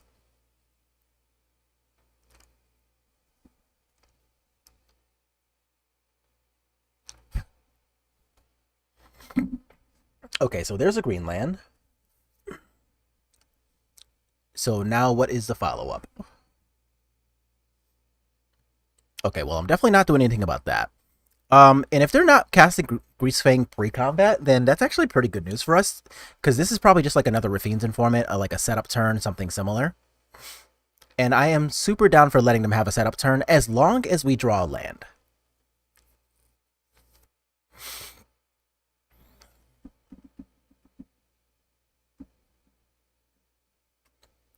Damn it. Come on, deck.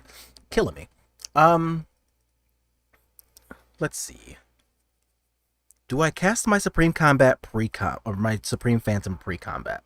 And I think the answer is yes, right? Like if I attack for 4 with the Mausoleum Wanderer, 2 with the Supreme Phantom, that takes them down to 7. I'm presenting lethal. I do like that, and I currently don't think I have a better play, so I'm going to do this and hope that they don't exactly try to, like, kill spell here plus Grizzly Salvage. Okay, wow, cool. So now they need another land and a setup spell that puts a Greasefang in the graveyard and exactly Parhelion because the Seeker's Chariot doesn't do anything anymore. Okay, I'm here for this.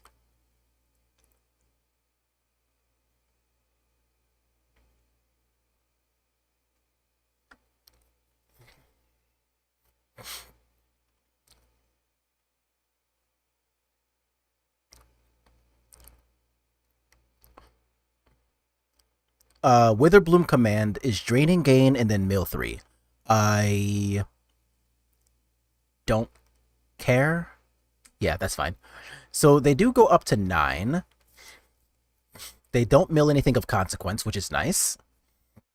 And now just resolving 2 spirits is still lethal. Yeah. Okay, so if I draw a land or a lord, then I just have lethal on board.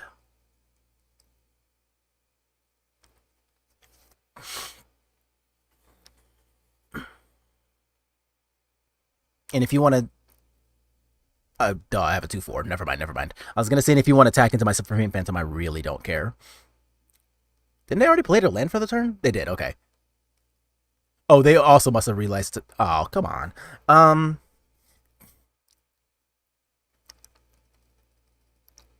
I mean... Alright.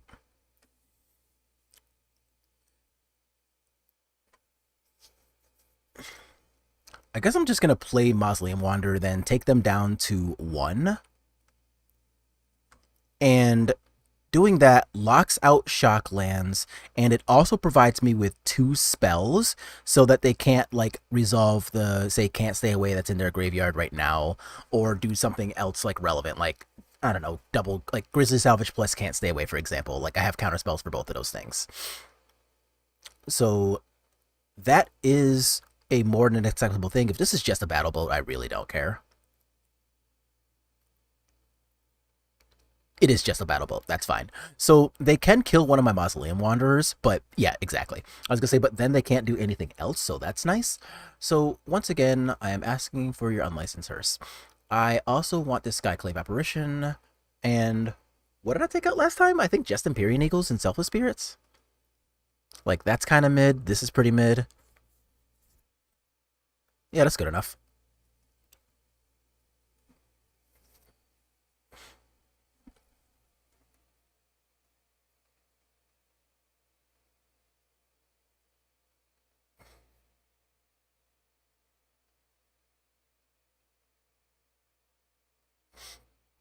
Okay, so our hand is, honestly,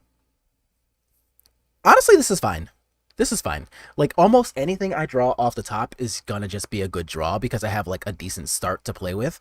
So, the fact that my hand is medium underpowered is actually okay. A Thoughtseize is annoying, but not completely the end of the world. And it's not even a Thoughtseize. Alright, sick. So, I'm gonna take my medicine here, do this, and see if they want to kill it.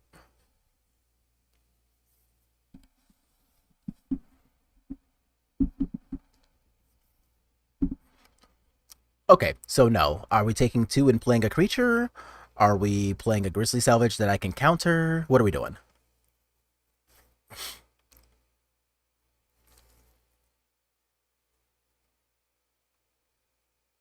I will counter your spell. There. So now that at least they can't mill. So I have a Lofty Denial to play with here.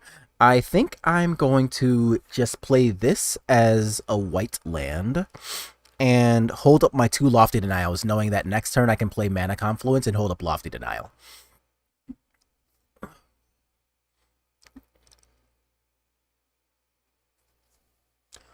So if they go exactly land plus 2-drop to prevent me from loftying their 2-drop, then whatever opponent, you got me. But otherwise, I'm pretty okay with the way this setup is going.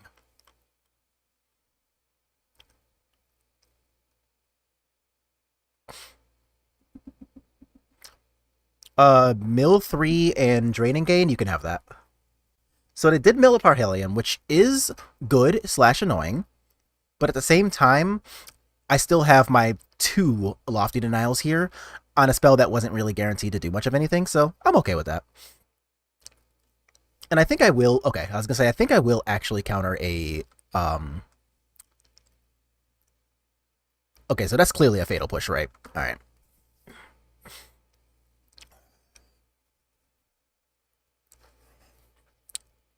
Oh, did we just lose this game? We might have. So, they shocked, so that is very clearly a Fatal Push, and that being a Fatal Push takes me away from being able to cast Lofty Denial on exactly land plus Greasefang, so I think we might have gotten got here. If they just played a land to bluff, then that is better, but I really highly doubt that.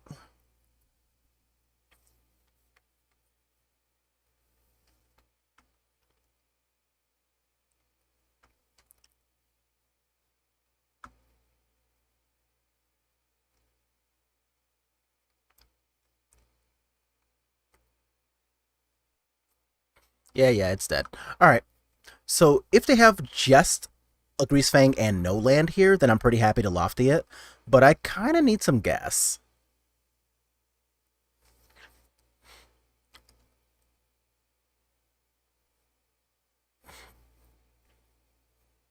Oh, Seda Wayfinder. Okay, you got it. Can't really counter that, so it's what it is. They don't find a land, which is nice. Let's see if they already had one. They did already have one, okay. And a Thoughtseize?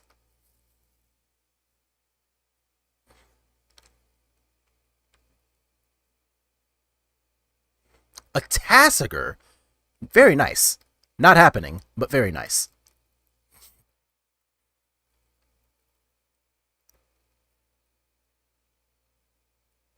Oh, hey. I love that for us. Alright. Well, if anything could have gotten us back into this game, it was a collecting company, so let's try that. So what can they do here? They can just try to resolve a Greasefang, like, and that naturally works, like that's a thing. And I can try to spin a Spell Queller, since I don't have one of those. If I don't spin a Spell Queller, spinning Shacklegeist plus anything will also work. A Rafine's Informant. I will just let that slide. So, like, these little ground pounders, they do, of course, help facilitate the game and everything, but, like, they haven't made their land drop yet, so if I go ahead and do something about the Rafine's Informant, and then they go land Greasefang, then, like they had, then I just walked myself into some supreme BS for absolutely no reason. So, that is clearly a spell of some sort, so I'm just going to let them get their attack for 1 in. So I go to 12. Okay, so here I will go ahead and just cast this. See what I spin. I spin a Spectral Sailor and a Spell Queller, huh? That's actually not that bad because I have the land here. So I'll be able to... Oh, that's actually kind of good. I want to play this and just start attacking.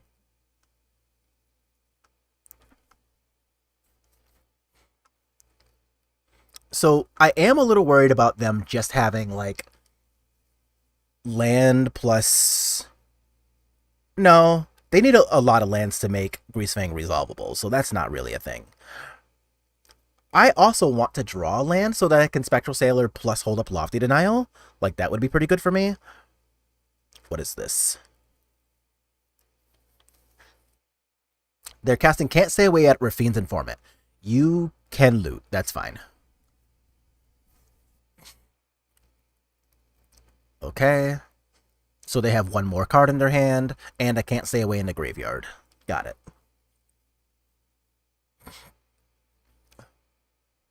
No. So now we get rewarded for having been so patient this entire time. However, I do still need to solve the Greasefang that'll be in their graveyard with this can't stay away. There are a lot of solutions we have though, like a Mausoleum Wanderer helps, a Spell Queller helps, even though they'll be paying 5 for it. Um, yeah, I'm just gonna block the 2/1. That's fine.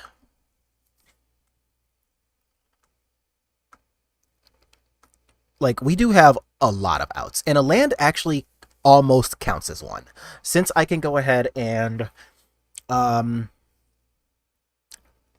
draw a counterspell. Not that. That doesn't help. Um, shit. Do I have an attack?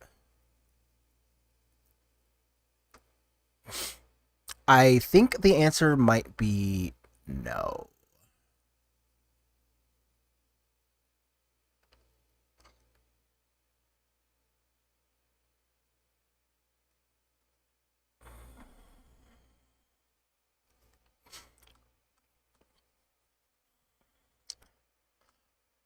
Right, like go to 11, they do the thing, they have 2 angels. I can. Oh, you know what? The mana confluence might have been the thing that kills me here. Shoot. Oh well. I think given the draw that we had, I think this gave us the best chance of being able to participate. Yeah, you got it.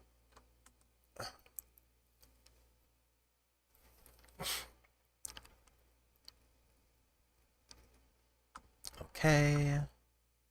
So they get to turn that into their creature.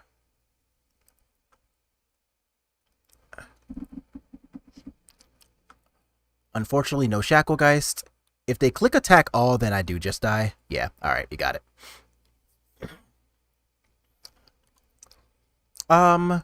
Game 3, I will change nothing about our deck. Submit.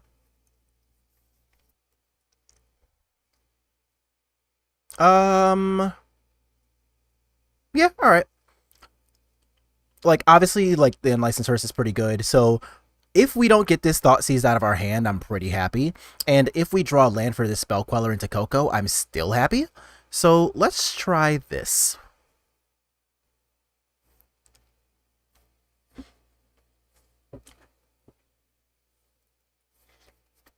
Okay, we're not getting Thoughtseized. Hooray! Legitimate, no sarcasm, hooray.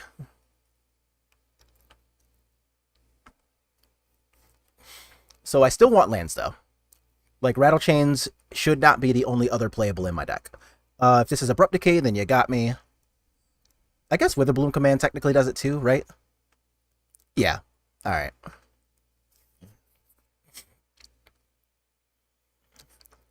Lofty, I guess.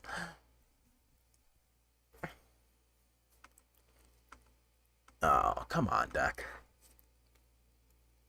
I would like lands and or things, please. I will even take a Concealed Courtyard.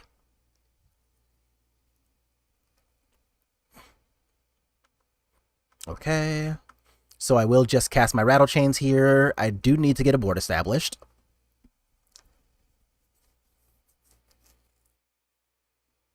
What is this? Oh, salvage. Yeah, sure.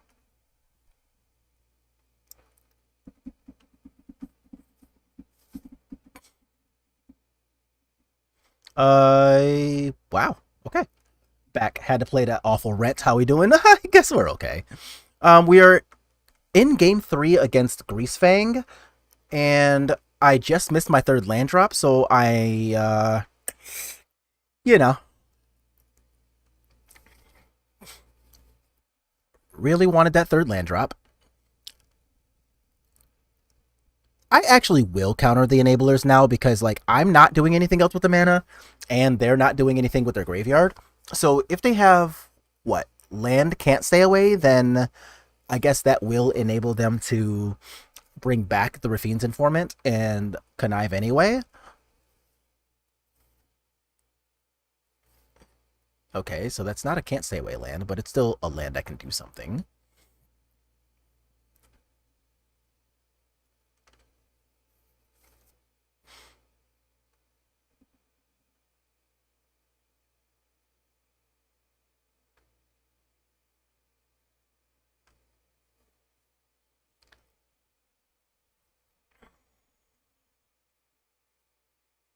Abrupt decay. Okay. So good thing I wasn't holding up a counter because can't counter that. So let's go ahead here, hold up our Spell Queller, be at least medium happy about that. And then I would like to draw a land, specifically an untapped white land, so that we can continue on with our friend, Takanuma, sure. Wow, just sorcery speed, huh? Okay. What are they even getting back? I guess Tassiger?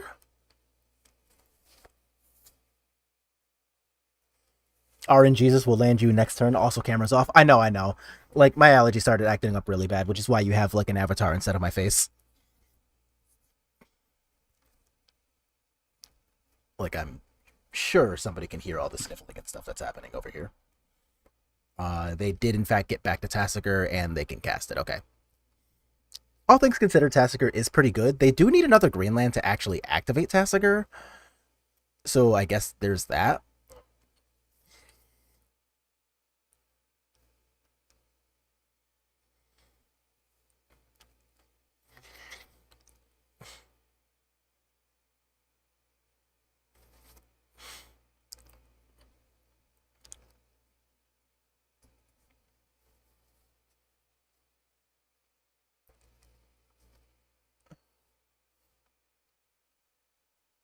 Okay, so now they have 3 cards in hand and no Parhelion in graveyard, which means I actually want to start establishing my clock. So I will just cast a Spell Queller, knowing full well that, oh, hell yeah, untapped white land. That is what I asked for. So I have access to my Coco, which means that Tassiger as an attacker is not outpacing what I'm doing unless I whiff on my Cocos. So that's a thing. And here, if they do have exactly Enabler plus Greasefang, I can find either Spell Queller or Shacklegeist off of Coco to deal with Greasefang shenanigans.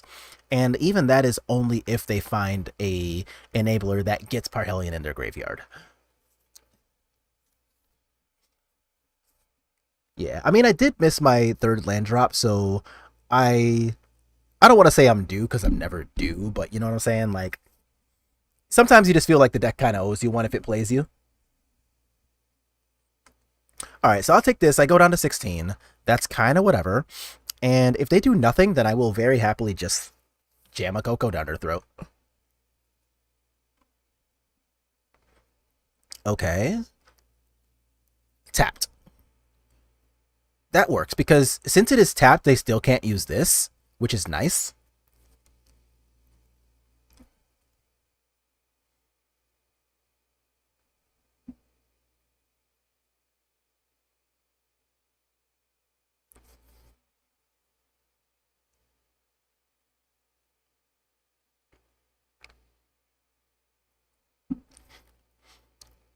So now we're seeing if our opponent's actually going to do anything or if we're just kind of chilling here. Nope, we are doing something. What are we doing?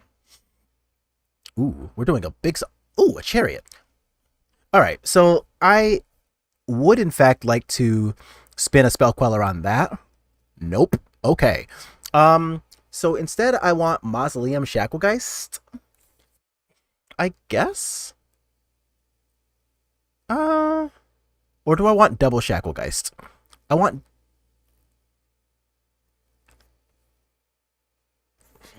Mausoleum Shacklegeist so that my Shacklegeist is protected now. Yeah, that works. I think we should be able to out-resource them here. Potentially. So, it can get a little sketchy just because, like, they can still just, like, resolve a couple of things, and it can still get spooky. Like, I am not out of it by any means. So what I'm going to do here is just attack for 2. Takes them down to 14. And from here, I can cast another Coco to either deal with the Chariot or actively protect my life total against Tassiger. Either way is okay. If they just move to combat, that's when I'm going to jam the Coco. If they do something pre-combat, then Coco can help. They're paying costs for what?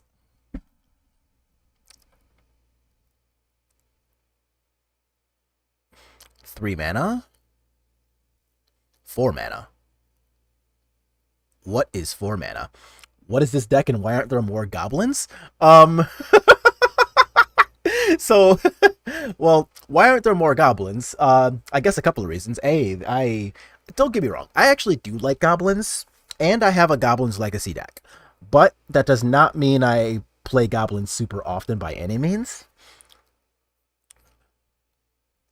But we are playing Bant Spirits, and currently having a pretty decent time. Like, this is game 3 in round 3, but we are 2-0, so, you know, fingers crossed and all that.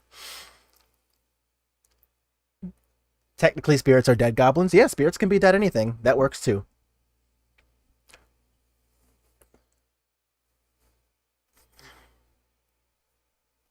I remember some of your first goblin builds. Oh my god, uh-oh.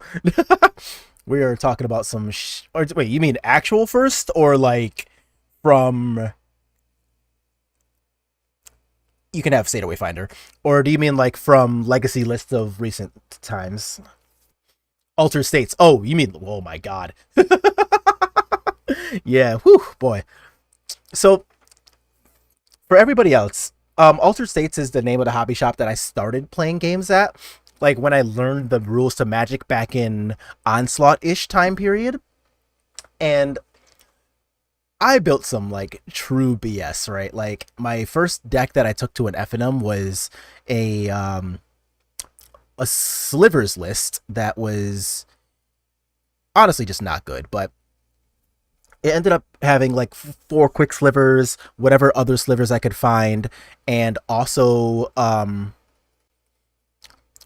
what was it? Bunch of quick slivers, that thing.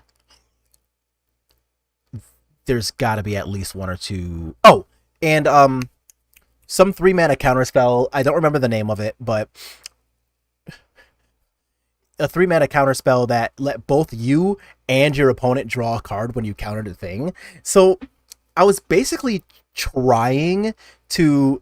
Oh, my poor opponent. My opponent just said, "Think if you miss it," but unfortunately, for my opponent, I very much did not miss it.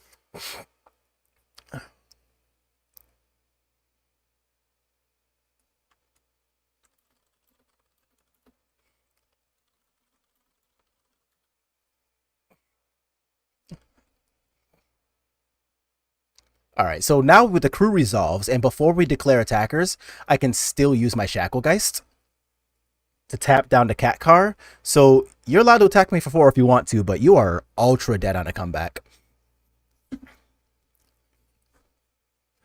But yeah, this deck was like not good, right? So I basically tried to play it like a flash deck though, with the 4 copies of Quicksliver, with a bunch of like blue and green lands, and some of the like really bad lands that could cast slivers like Grand Coliseum and stuff like that. Like the deck was just absolutely garbage. But it was, you know, baby's first constructed deck. Um and it was just like a good time overall, even though I only played it was 1 draft FNM and 1 standard FNM before going to college. And then I played Magic in Eventide or Shadowmoor, sometime around that period. And then from there, I was playing a lot of more constructed Magic.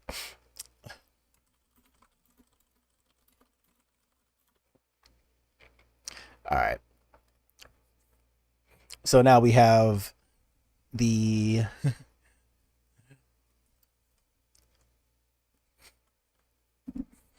extra lord here, so opponent's getting hyper combo finished, and opponent is being friendly in the chat, so I'm being friendly back.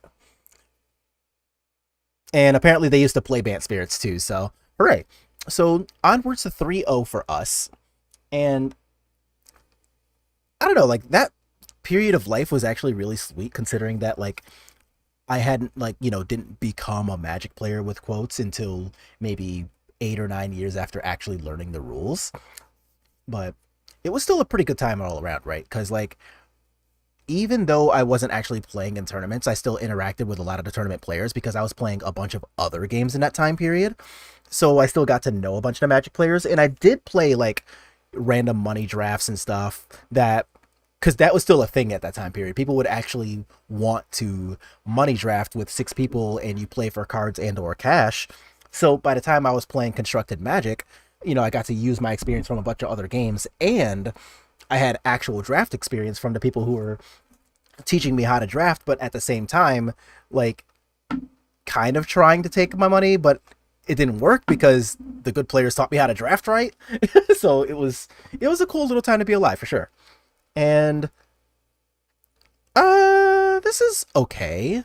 We did lose the die roll again, but I've got like Mausoleum Wanderer into Supreme Phantom, into Mausoleum Wanderer something, or Spell Queller. Like, a Thoughtseize is fine. So we don't know whether we're playing against Rakdos mid-range or some mono black deck, or really any of the 4,000 decks with Urborg in it. I assume they take this. But I do have double 1-drop, so I don't even mind that. I love how I was exposed to Magic with a competitive Boros Burn deck and went 0-4 because I knew nothing.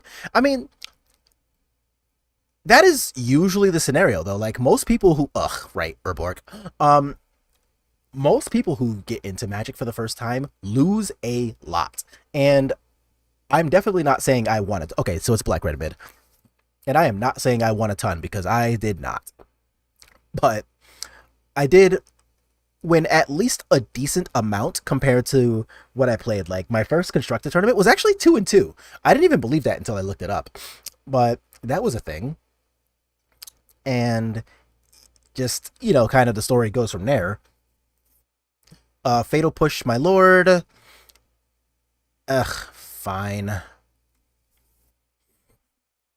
And the biggest reason I wanted to do it like that, though, instead of just, like, taking the attack and letting my Mausoleum Wanderer die here, is because my Spell Queller can become a 3-4, which is pretty important against a lot... Aw, boo.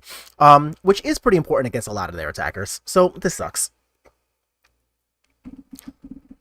God, being on the draw is, not ultra fun against these people. So, what can I do here? I can play this, discard Skyclave Apparition, flash in Rattle Chains or Spell Queller, depending on what they do next turn, and then kill Liliana with either.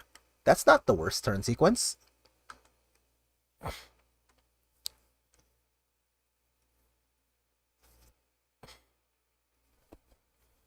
They discarded a land, okay.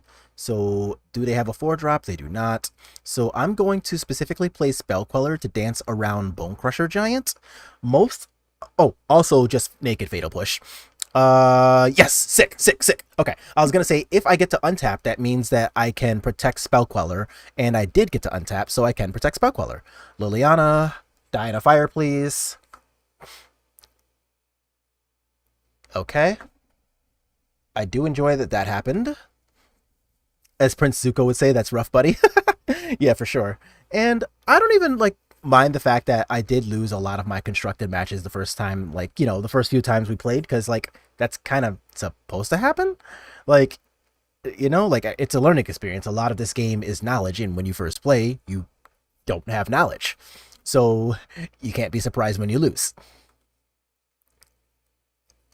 But overall, it was a really good time. Like, we ended up eventually getting to the point where, like, I was going to PTQs with people, and oh, hell yeah, let's go. Like, we were playing just like a bunch of PTQs with people, and honestly just kind of having a pretty good time with those events. And eventually that led to me just going through a bunch of different archetypes, primarily being a control player, believe it or not. And that lasted for years.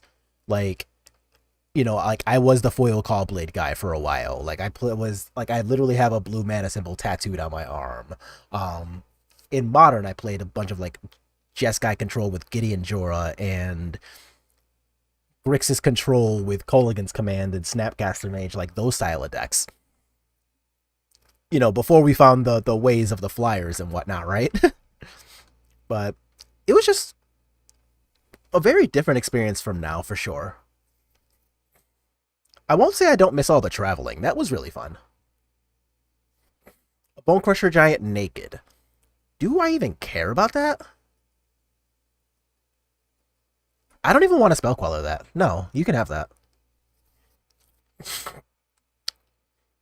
Like, I would rather find lords here and not even, like, mess around with the Bone Crusher Giant. Yeah. Supreme Phantom's Selfless Spirit. I'm in.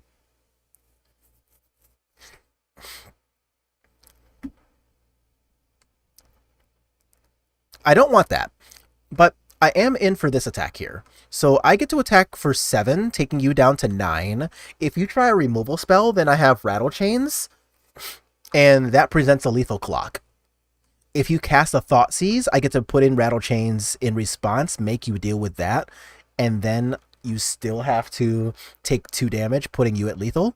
So, yeah, sweet.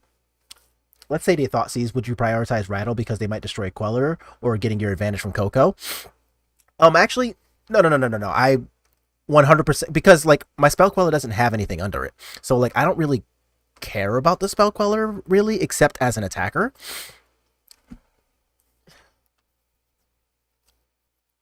So let's see what, if anything, they do here. Dreadbore, my Supreme Phantom. Okay.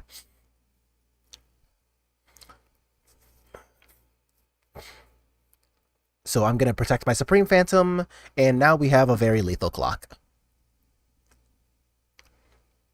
So what is this last card in your hand? Is it something that helps? I hope not. Shieldred. That is not something that helps. Yeah, I lose 2 life, but they don't gain 2 life, so I don't know, get that. Oh, and we have a Coco anyway. Cool. Hiya. No reach, right? Alright.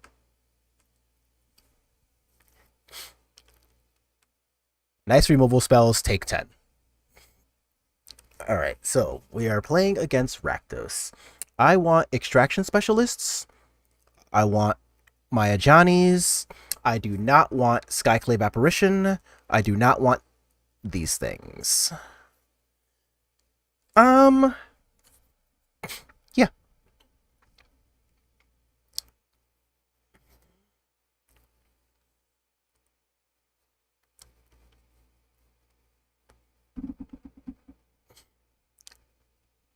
But yeah, no, I'm...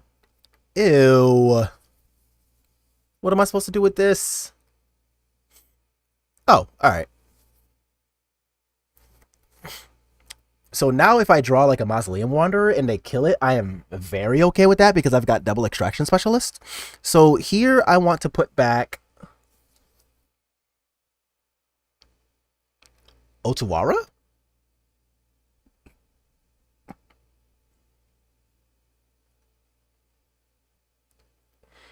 Yeah, that looks like a good hand. Okay. And if they have like double Thoughtseize to get rid of both of my Extraction Specialists, then so be it. But it looks like that's not the case. And I have a Rattle Chains. Sick. So now if I put in Rattle Chains and they have a kill spell for it, I don't mind using Extraction Specialist to get it back. Blood Tithe Harvester is fine. So I'm going to put you in as a blue land. Remember, I do not have Skyclave Apparition in my deck anymore, so I don't have any need for double white. So here I'm going to hold up Lofty Denial for Kiki Jiki or some other 3-drop. I will just take this 3 here. That's whatever. And if they don't cast a 3-drop I care about, I can Rattle Chains. So I'm pretty okay with that.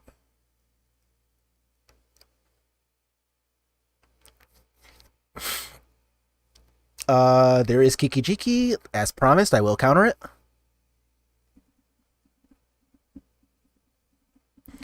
So this is cool, though, because now I can untap, play this as another blue land? No, a white land is fine here. And I'm just going to play Mausoleum Wanderer, because I can play the Rattle Chains to protect it here.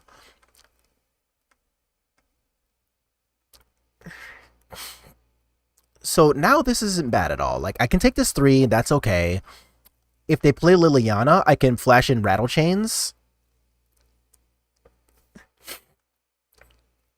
And then I still have a pretty decent pathway there.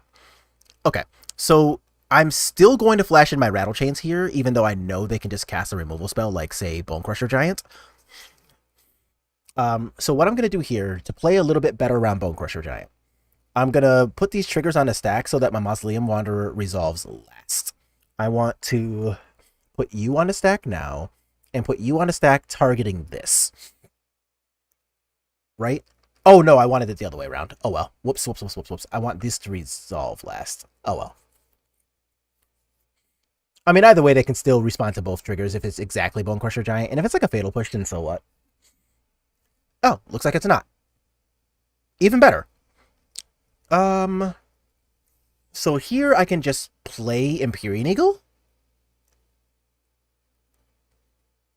I don't hate that. Alright.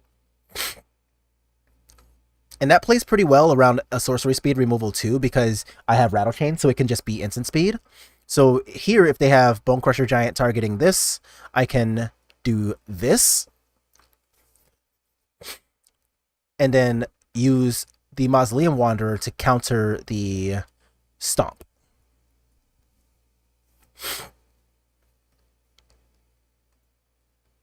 So they can still Fatal Push my Rattle Chains, but like now they don't have access to the Bone Crusher Giant anymore, so I don't care as much.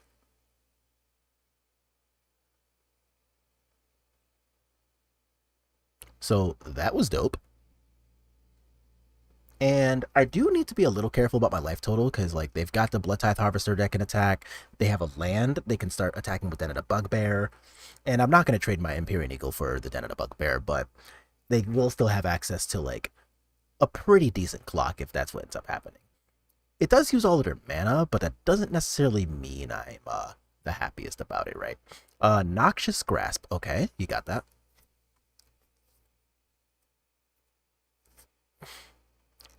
Oh wow. Okay, sick. I'm actually pretty okay with that. So now I can start getting value out of these extraction specialists. And this one's going to start by getting back the Mausoleum Wanderer. Yeah.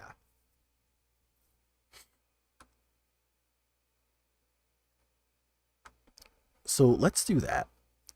So now I've got a lifelinker, which is nice.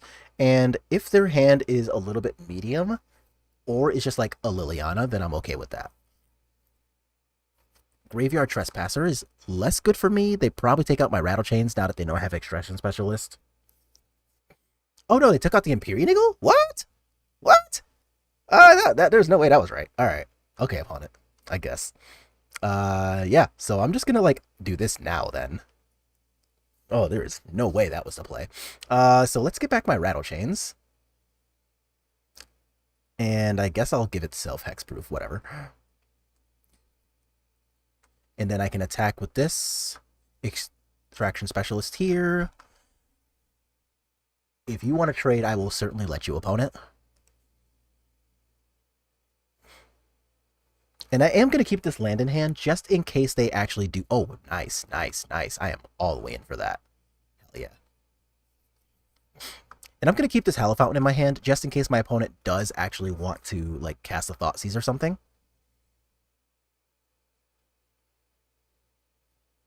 Blood Tithe Harvester again, you got it. So I really don't care about these parts here, because like if they block, I'm gaining life. If they don't block, well, I'm gaining life. But also I get to just like, yeah, like this is pretty decent for me. Okay, so I'm back at 19 to their 15 now. I will play the Hallow Fountain tapped here, since I'm pretty sure they figured out, of course, that we kept the one land, but let's see. They can just, like, sacrifice the Harvester to kill the Extraction Specialist, but that still leaves me with 2 attackers. If they have Kalitas, I'm really sad about that. Nope. Rattle Chains. They kill the Rattle Chains. They kill the one that can't attack or block. I guess they're worried about me flashing in something? And Liliana is going to kill my Mausoleum Wanderer. I am okay with that. Oh, I'm more okay with that. I guess that makes sense if they were playing around me, specifically having, like, I don't know, maybe a counterspell in hand, but I would have just used the counterspell.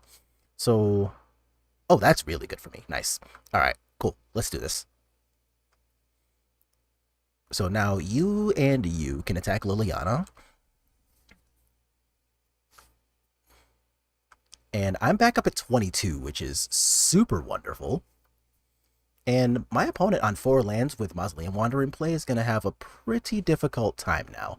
So now we super see the advantages of having the extraction specialist, because my opponent has been outvalued so hard. Opponents making awkward choices. Yeah, exactly. And that's kind of the entire goal, right? Like, we just wanted to make their life as difficult as humanly possible. Abrade my specialist? I think I actually allow that.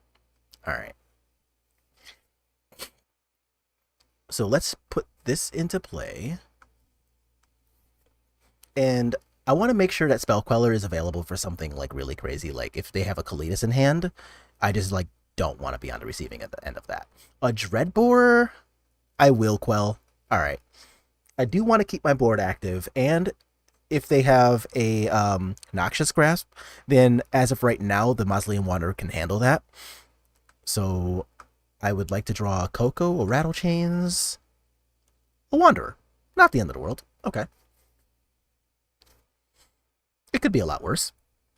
So let's attack you down to 10 now. Oh, you know what I really want to draw now? A Johnny. One of these Johnnies would be super good. But yeah, no, I agree with you. Like, opponents really just stuck making kind of awkward choices. Like, I don't think they've necessarily done anything, like, super wrong. Just, like, desperation choices that they would much, much rather not have had to make. So here, what kills them? A Collected Company pulling Lord, an Extraction Specialist pulling Rattle Chains. Well, that does add to my clock, so I'm going to do that. So I can Extraction Specialist, pull back Rattle Chains. Rattle Chains will pump the Mausoleum Wanderers. And I guess I'll give Spell Queller the Hexproof.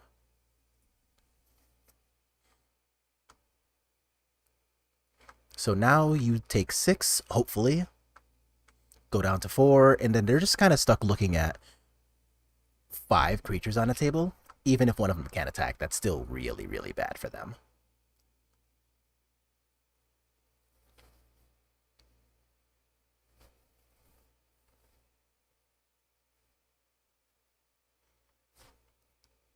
But yeah, this is a Dreadbore targeting Spell Queller, which gets back a Dreadbore. Yeah, sure.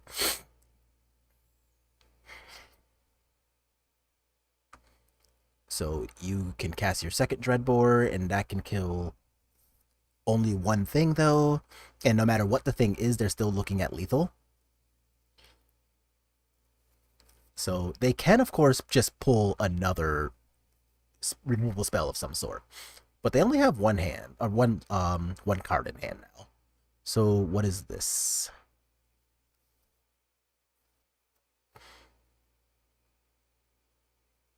Okay. So now if they're going to end here, any spirit, damn it. I was going to say any spirit does end the game on the spot too, which is nice. So I will still attack all, see what happens. If it's a Bone Crusher Giant, my Mausoleum Wanderers are going to look really nice because they still don't get the creature. Fatal Push, you go to 2. I do not have a spirit, so you got it. And is there a reason to not play the land? I think the answer is actually no. Like, it's not like they have the ability to Thought Seize me at 2 life, so I'll just play the land. Okay. Can you kill at least one of these? No, you can't. Sweet. So there's that. And then we're going to go ahead and play one more.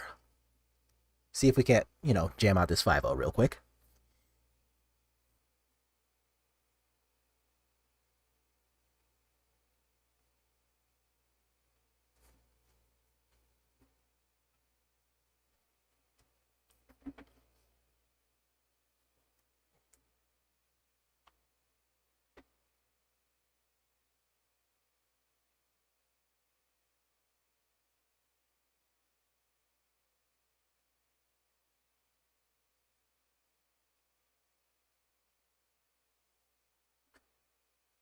Oh, yeah. No, we're doing pretty good. And yeah, the Extraction Specialist, oh my god, these things looked absurd. Like, man, those things were super strong. Holy shit. So we did have a conversation with MCG Ectoplasm on his podcast about them, and I did get to talk about them a little bit before playing, but holy shit, that was really good. I would have kept that land just to bluff, could try to Lily and waste their turn. No, because in what universe does Liliana not tick down? Right? Because like they were already facing down lethal, so like there was really no world in which they didn't immediately tick Liliana down anyway. So I'm gonna keep this. I'm gonna put the Skyclave back because it is the card I'm farthest away from being able to cast. Yeah, like if they weren't at like 2 life there, then it does make sense to keep the land in hand because there's something actually to be able to bluff. But as it stands, there was just like almost literally nothing even that I could have bluffed. So I just, didn't bother trying. But we can draw things a foretold card. Ooh. All right, so we see a white land, which is wonderful. And I'm going to cast a Selfless Spirit before they have the ability to counterspell it. So now that I know I'm playing against blue-white control, having access to like Selfless Spirit, Spell Queller, Collect a Company as a curve is hopefully going to look really good. They can kill my Selfless Spirit with something like, I don't know, say,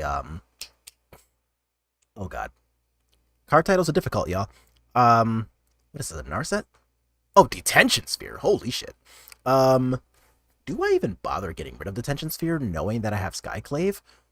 Yeah. I'm gonna just let my Skyclave do something later. That's actually pretty good for me. Because, like, Skyclave Apparition otherwise has close to no text. So the fact that this gives it text is pretty good. And I guess I could have played Shacklegeist there. I don't really have anything that I want to Spell Queller here, so yeah, that was a mistake. I should have played Shacklegeist. I am still going to play my Spectral Sailor, though. So are we going to march this, or are we going to do something, or can I pass? I can pass. Cool. Mausoleum Wanderer.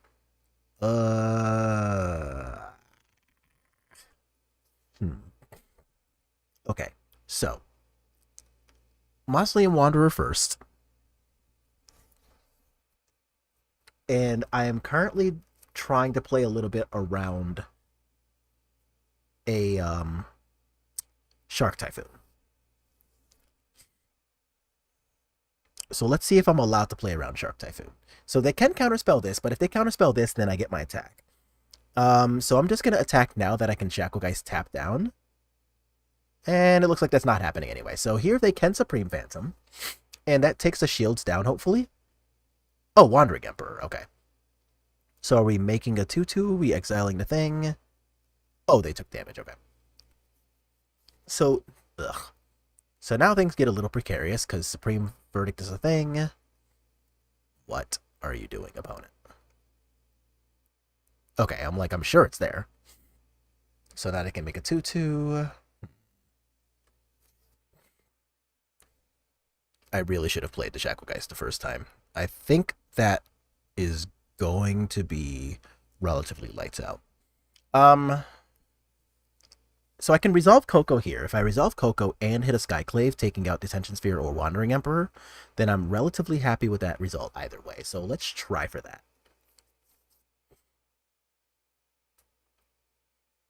Oh, come on. You know what? Fuck it. Let's just go to game 2. What the hell was that? That's so bad. All right. So we do have a few relatively nice things here. Extraction Specialist, Ajani both look pretty good here. I do want Skyclave out of the deck. Yeah, that was pretty bad. Let's see. And then 2 more cards. I don't really want the Shacklegeist here. Like, they have technically a couple of jobs in dealing with Shark Typhoon tokens, but that's really it. And then the rest of these I don't mind keeping.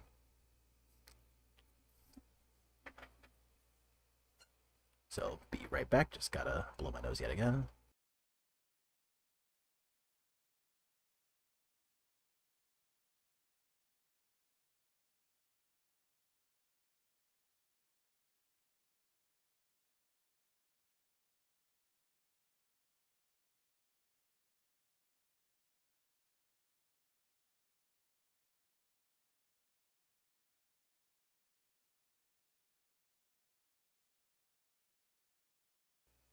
Stroke for anything not named Verdict or Shark. Um, you can technically Disdainful Stroke Teferi, but that really is the only card the blue-white deck plays that you can Disdainful Stroke.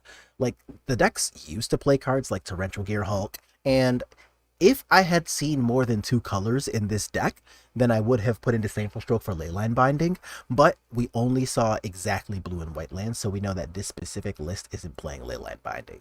Unless, I don't know, they're willing to pay for it.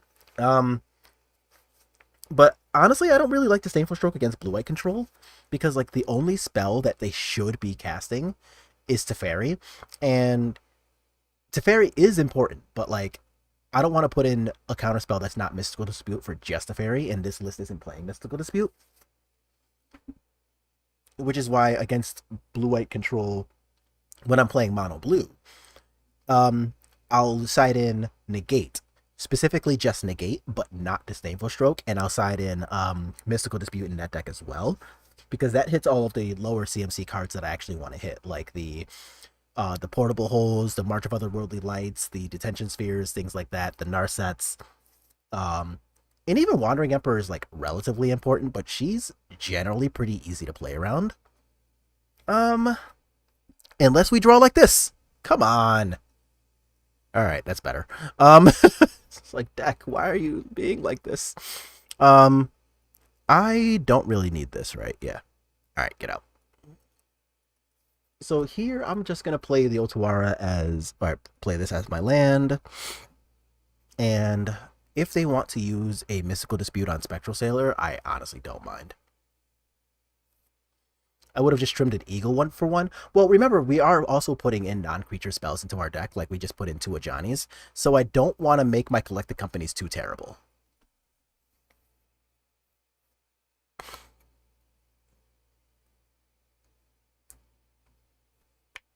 Like, we did put in... Okay, that's fine. So, we did put in the... No, damn it. I just said no. Botanical Sanctum. So, that'll help in case I manage to draw a copy of something like a Collected Company soon, because I do finally have the land to play it. But let's see if I can actually make use of this Lofty Denial. Okay, so I actually don't mind this here. So I'm going to resolve this while I have the chance to. And I don't even mind the fact that it's only going to get a Spectral Sailor back, because the Spectral Sailor can draw cards in this matchup, and that actually is kind of helpful.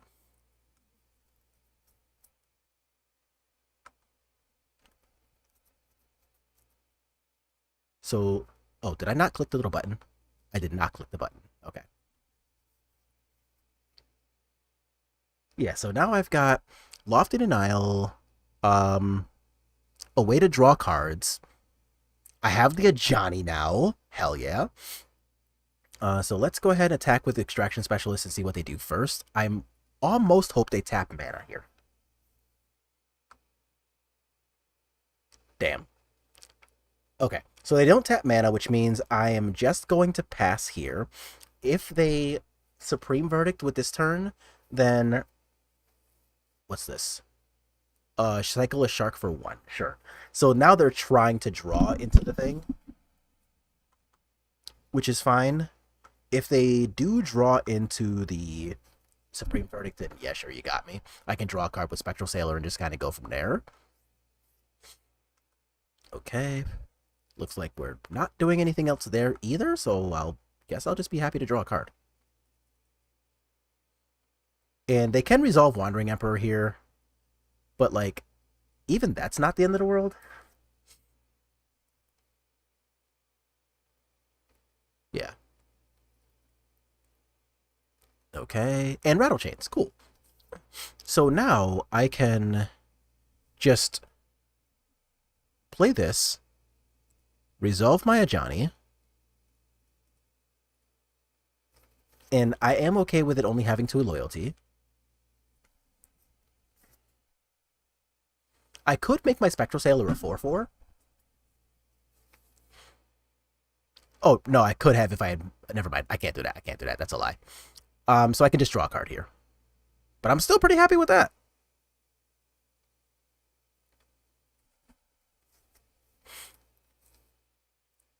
Selfless Spirit. Very nice. All right.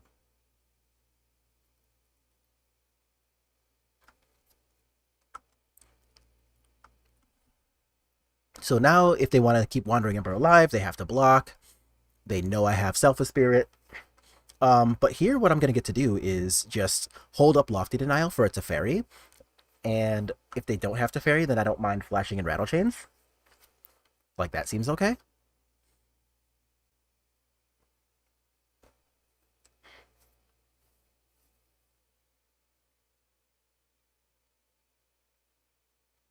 So let's see what happens from here. So they can choose between making a 2-2 with Wandering Emperor, or just like, I don't know, activating the plus and seeing what happens. But like, I don't really mind that.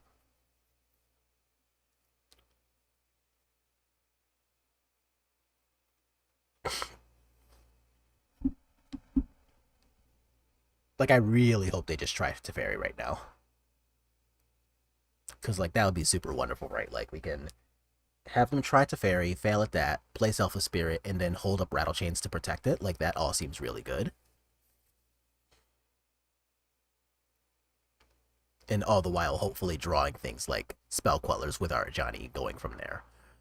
We do still have a lot to catch up on because we're currently like not in attack mode, which sucks. But the Ajani's really good. Like, if I can manage to actually get the ultimate off, this is the matchup where we really want it the most.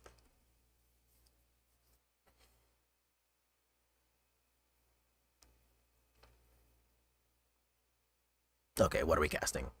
1, 2, 3 for Detention Sphere. That sucks. Alright, how am I beating a Detention Sphere? I can flash in Rattle Chains now? Before they make their next land drop, but if they already have Mystical Dispute, they already have it. So, like, that's gonna happen if they just have another Mystical Dispute.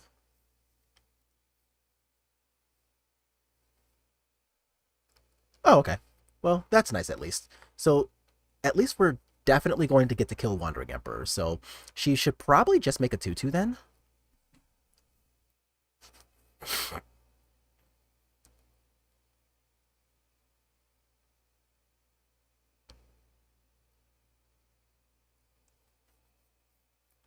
Oh, you know what? This isn't even that bad, right? So, I forgot that I actually have the Otawara the entire time. Okay, so she did make a 2-2. And they missed a land drop. Okay. Also not bad for us, and we drew the Spell Queller anyway. Alright, so you know what? I think most of our complaining is over. So, I have a lot of options here, actually. Like, Otawara can bounce Detention Sphere, bringing back my Ajani. And it'll have 4 loyalty. Portable Hole. Uh,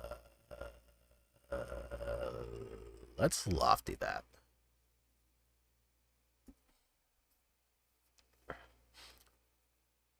Kind of get while the getting's good there. And if they tap out for like an Absorb or something, I don't mind using Spell Queller for that. Hand is cracked. Hand is decent. Like, this, for what it is certainly not the worst at all. There's a Glacial Fortress. What are they going to do with 4 mana? And it looks like the answer is nothing. Okay, so how do I lose here? A 2-2 Shark Typhoon kind of sucks. I do need a Lord to deal with that. If I tap for Selfless Spirit and they have a counter spell here, that's not great, so I'll just untap. Hallowed Fountain is actively not bad. Now I can Otawara and hold up Selfless Spirit at instant speed, so I guess I want to just attack here. If they Shark Typhoon, then I can cast Selfless Spirit, holding up the same 2 other options.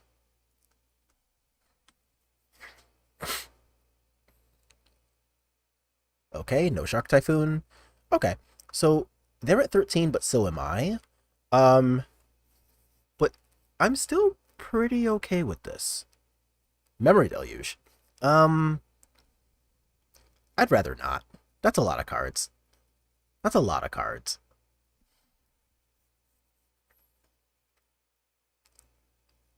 So now if they have what?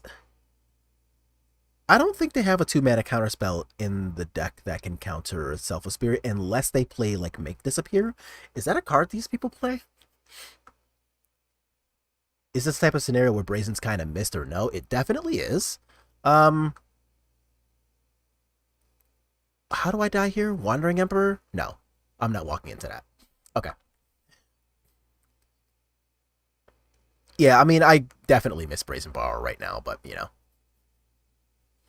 I always kind of miss Brazen Borrower, so let's try to flash this in and see if I get away with it. Um, I don't think they play a 2 mana counterspell that makes me pay 2. Like, if they play Make Disappear, then you got me, opponent, but I don't think these decks play that. Alright, sick. So now I get to do this. Goodbye, Samurai Token. Wahaha. Portable hole? Portable hole. Okay. That's fine.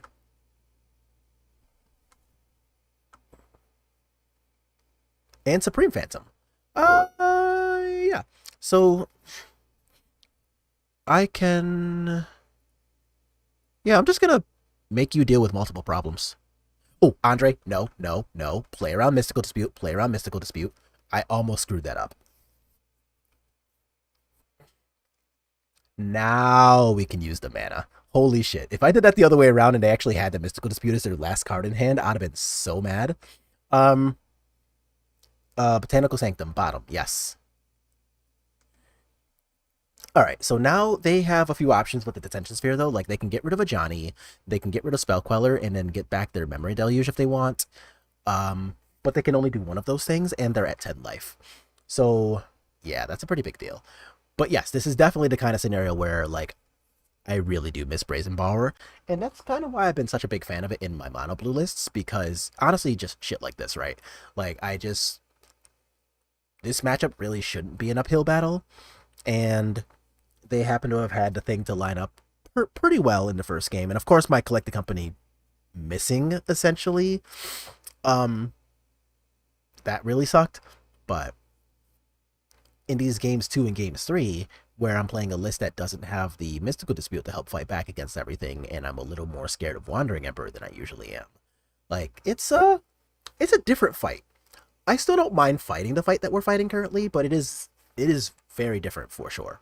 Another thing I need to pay attention to as well, because I'm trying to tick up a Planeswalker right now, and they have 6 lands, I need to worry about both their ability to produce a 4/4 Shark with Shark Typhoon, and their ability to attack a Johnny with Hall of Storm Giants.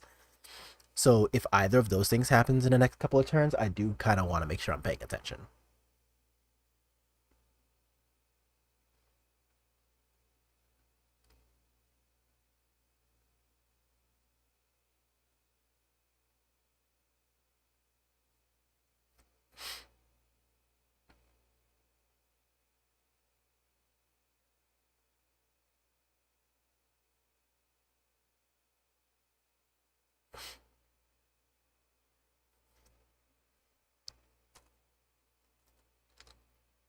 All right, opponent is kind of in the tank here, so I suspect that they have some options here.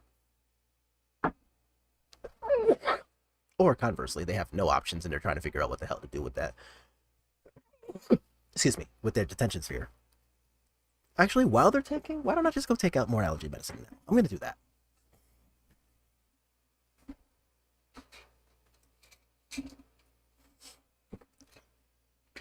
They did have the March of Otherworldly Light. So that was a card we were worried about earlier. Now if they find an untapped land, they can just use the Detention Sphere at the Johnny anyway. That kind of sucks. I hope they don't have that. All right. Selfless Spirit is a really good draw. Now, knowing that I have Selfless Spirit, I think I actually want to put counters on the Supreme Phantom and just like put them on notice. Is that right? Let's see. I think I want to play the Selfless Spirit first. And then put counters on these two. Um, one, Yes, I want to do it like that. So to have a 3 power attacker and a 4 power attacker. And this way, they are stuck worrying about access to they're stuck worrying about the portable hole, and they're not able to do it with the Ajani because they're at 7 and I have 7 power. They also can't tie up their mana attacking Ajani because I just kill them. Yeah, that was sweet. Alright, so Cycle Sensor, I don't really care about Sensor. If they want to Supreme Verdict here, then they only get the Selfless Spirit. If they have exactly Supreme Verdict plus Portable Hole, even that isn't just the end of the world because Ajani's Tick Up can draw me extra cards.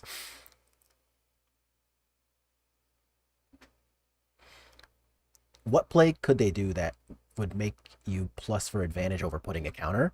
Um, hmm. I guess the most likely scenario is probably Portable Hole. And the reason I'm doing this with the extraction detention sphere here, remember we do have extraction specialists in the deck. What's happening here? Oh, they're foretelling Doomscar? Question mark. Okay. Drawing Shacklegeist. Drawing Spectral Sailor. Spectral Sailor is actively a really good draw. So they go down to 4 here. I am going to play the Shacklegeist even though I know that it takes me away from being able to Spectral Sailor and draw. I know that. So let's see what they have here. Probably saw it coming. I don't care about that. I mean, don't get me wrong. I don't not care. But like, they got a lot of work to do if it's just a saw it coming. It is a Doomscar. That actually made the most sense to me, if I'm being honest. So here, they can absorb with their 3 mana my Spectral Sailor, or this could be a... Excuse me. It could also just be like a... I don't know what it could be. Do I want to pump here? What do I draw? I draw a Spell Queller? So, no... Oh. Otawara is how they live.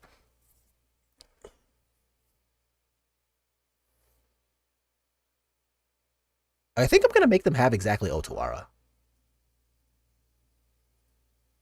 If it is Otawara, then you got me. If it is almost anything else, then we're going to game 3. A Shark Typhoon token lets you live. Sweet. Sweet, we did it.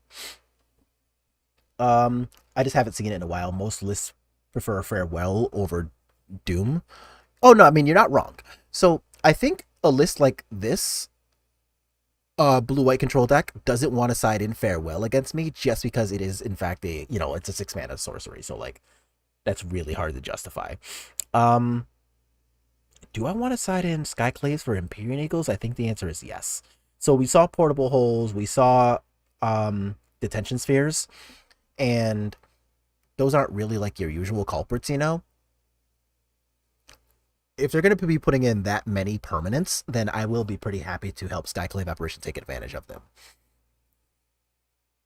And if they're going to be, making ground pounders with the Skyclave Apparitions tokens, then I don't even necessarily mind that because they're already playing Supreme Verdict. And as we saw, their Supreme Verdict is relatively likely sometimes to clear out their own tokens. And this is okay. So... Game 3 for all the marbles. Let's go, opponent. Not a big fan of being on the draw on the game where it all matters, but you know how it goes. And I would prefer cards that are not just lands. So I'm actually going to play the Spectral Sailor in their upkeep, because I don't care if they Mystical Dispute, but I do care if they Censor. If they Portable Hole, I would rather they tag that than either of these.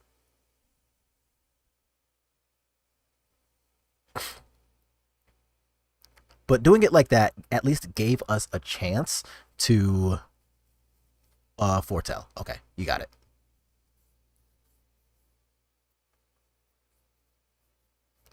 Oh, come on. Duck. I'm going to need you to cut this out. So let's cast Supreme Phantom while I have the mana to do so. And I Oh my god. Oh, they just fucking foretold a card. I'm so stupid. Oops. Oh, fuck. Alright, well, that was bad. Yeah.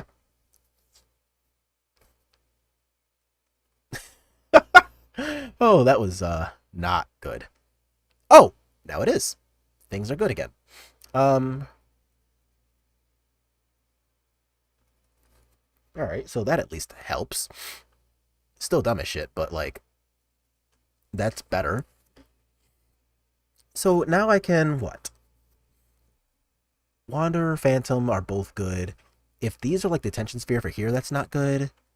Lofty Denial, that helps a lot. Okay. Play you on white. I want to play... Oh, skirt. Do not give them priority. Branchloft Pathway, bottom, yes. And I don't mind playing Mausoleum Wanderer. That plays around Mystical Dispute and gives me Lofty still. Okay. God, I love Phyrexian mana. Fuck Phyrexian mana. No, I actively hate the mechanic, but if it's going to work out for us, I'll take it. Is this Halo because we're flooding? That's cute. All right. So here, if they want to use some kind of instant spell like, I don't know, March of Otherworldly Light to get rid of Mausoleum Wanderer, then whatever, you got it. But like, a Memory Deluge? Is that what this is? I will counter that. A Shark Typhoon token. Boo. Okay, so if they attack Ajani with the 2/2, then I will just let Ajani take the 2. That's whatever. I would rather just let Ajani tick up and honestly waste a Shark token's time. I'm kind of okay with that. If here they want to, I do have a basic island in my deck. So they can't really take me off of anything. Yeah, that's fine. And specifically being 2 loyalty here is actually kind of good for me. Spell Queller's really good too. Man, this card fucking rocks so far. Holy shit. Mana Confluence. Yes, go to the bottom. I do want a Hallow Fountain because I do want access to both my, all the good things. So let's cast Supreme Phantom first. See if I get away with that.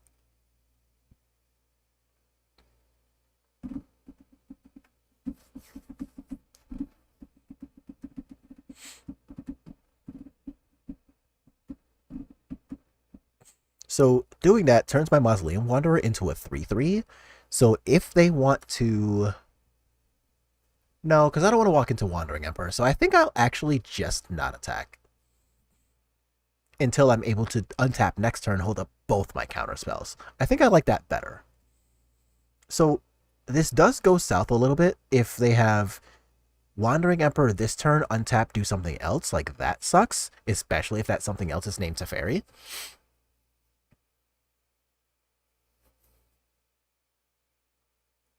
So, yeah, I don't know. Maybe that was a mistake.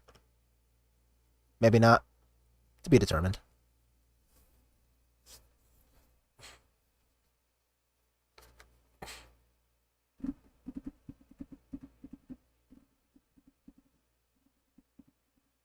Okay, so now opponent's tanking pretty hard.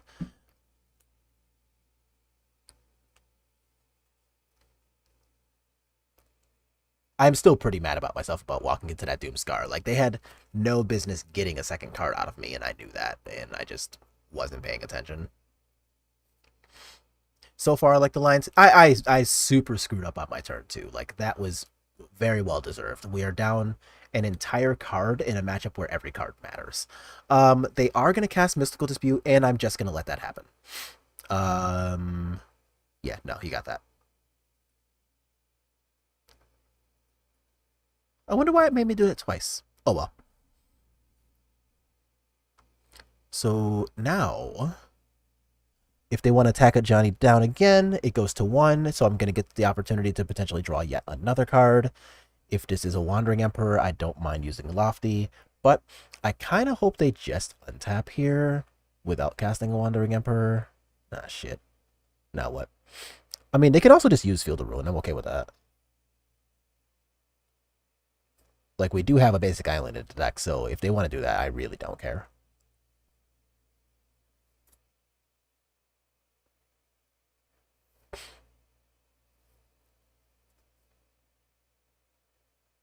Okay, so it looks like it is in fact a Wandering Emperor. Maybe even a Marsh on the Mausoleum Wanderer? Like, fuck you can't sit up on it.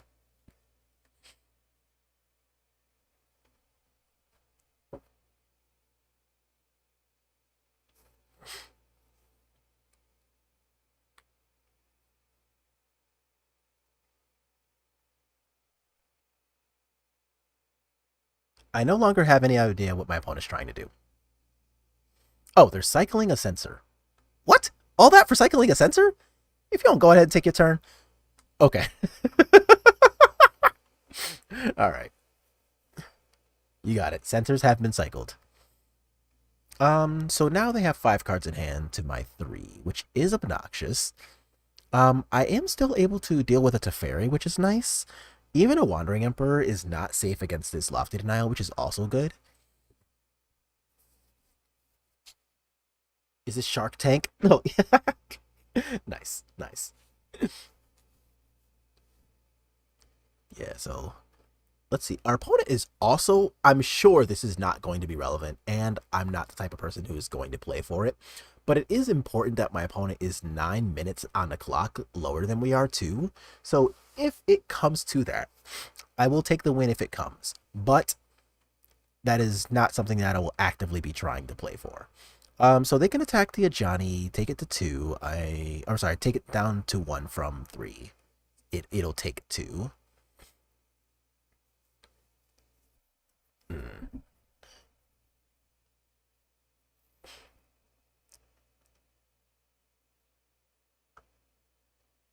All right, opponent. But yeah, this is definitely a league that's showing. I don't get the foretold pile. How come your window doesn't appear for it? Well, it goes in exile, doesn't it? Isn't that what happens with foretold cards? Yeah, you just exile it, so it goes into exile. So like, I could have opened up the exile window and it would have shown me just fine, and I just didn't. So like, there's not really an excuse or anything. Like, I am fully aware of what foretold cards do, but I just didn't pay enough attention and didn't look. So it wouldn't have told me what card was foretold, but knowing that they played Doomscar in the previous game, I should have known that it was the potential for Doomscar, and I could have played around that. So there's that. So now I have Spell Queller plus Lofty, which is good.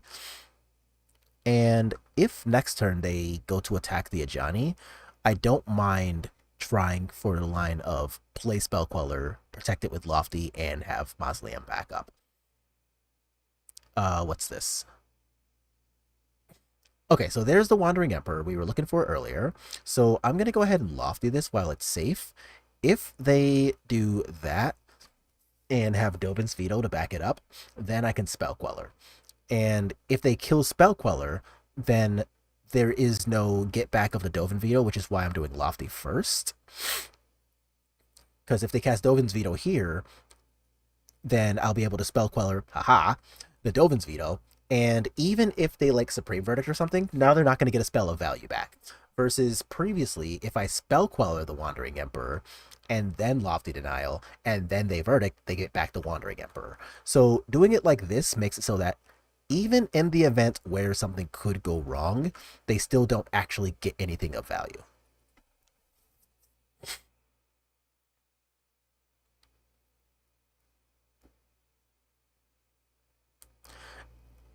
So they could just like Supreme Verdict here, which I'm mostly okay with.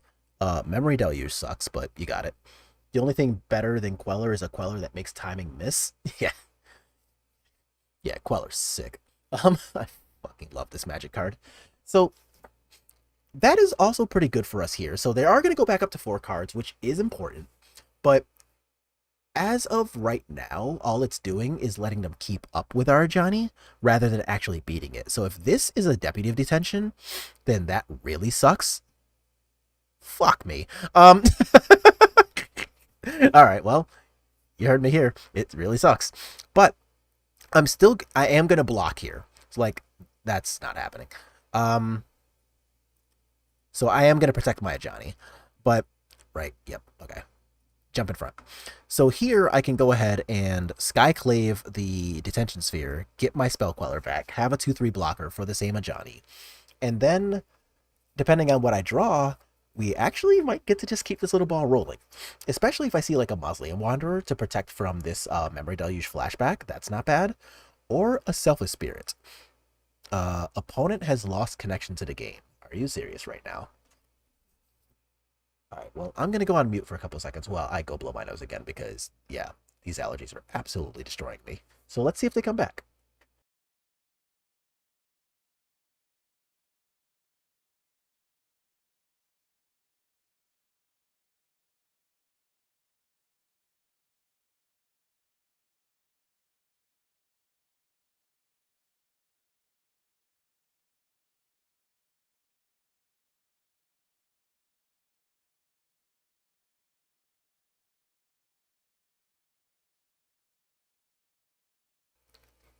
If we get Rattle Chains, Flash Skyclave on Sphere for Spell Queller back will be amazing.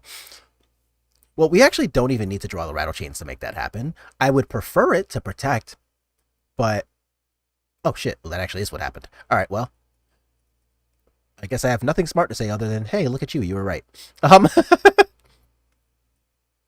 right. So I'm going to play the other Botanical Sanctum here, and let's... Yeah, cool.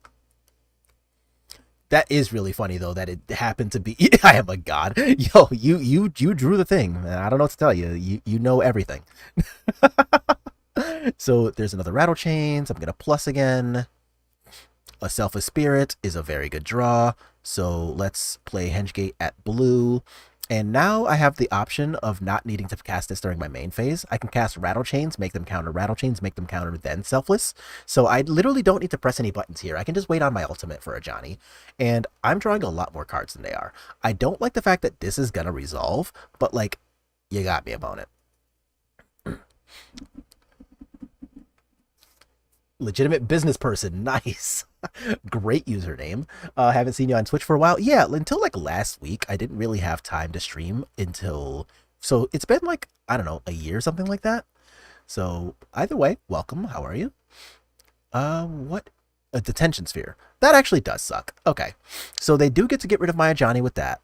But even that's not the end of the world because I do have a whole 3 more copies of... Oh, please be Supreme Verdict. Foretells. Okay, so close enough to a Supreme Verdict. So I'm going to do what I said last time. We're going to cast Rattle Chains, see if they counter. They don't. They do nothing. That's an F6. Okay, so that means this is safe. And I'm going to untap. Nice, nice. All right. Not you. So I'm going to attack with these. I don't want to attack with Selfless Spirit because I'm not walking back into the same Doomscar. They kill Rattle Chains, take 4, go to 10. I am okay with that. So here I have, honestly, just kind of a lot going on now. This is sick. Good lord, that Ajani was so fucking good. I mean, that's really all it was. Like, the Ajani was absolutely S-tier insane. Portable Hole is going to try to target this, but I have Rattle Chains for it, so that's going to play pretty nicely. If they... Oh, sick. All right.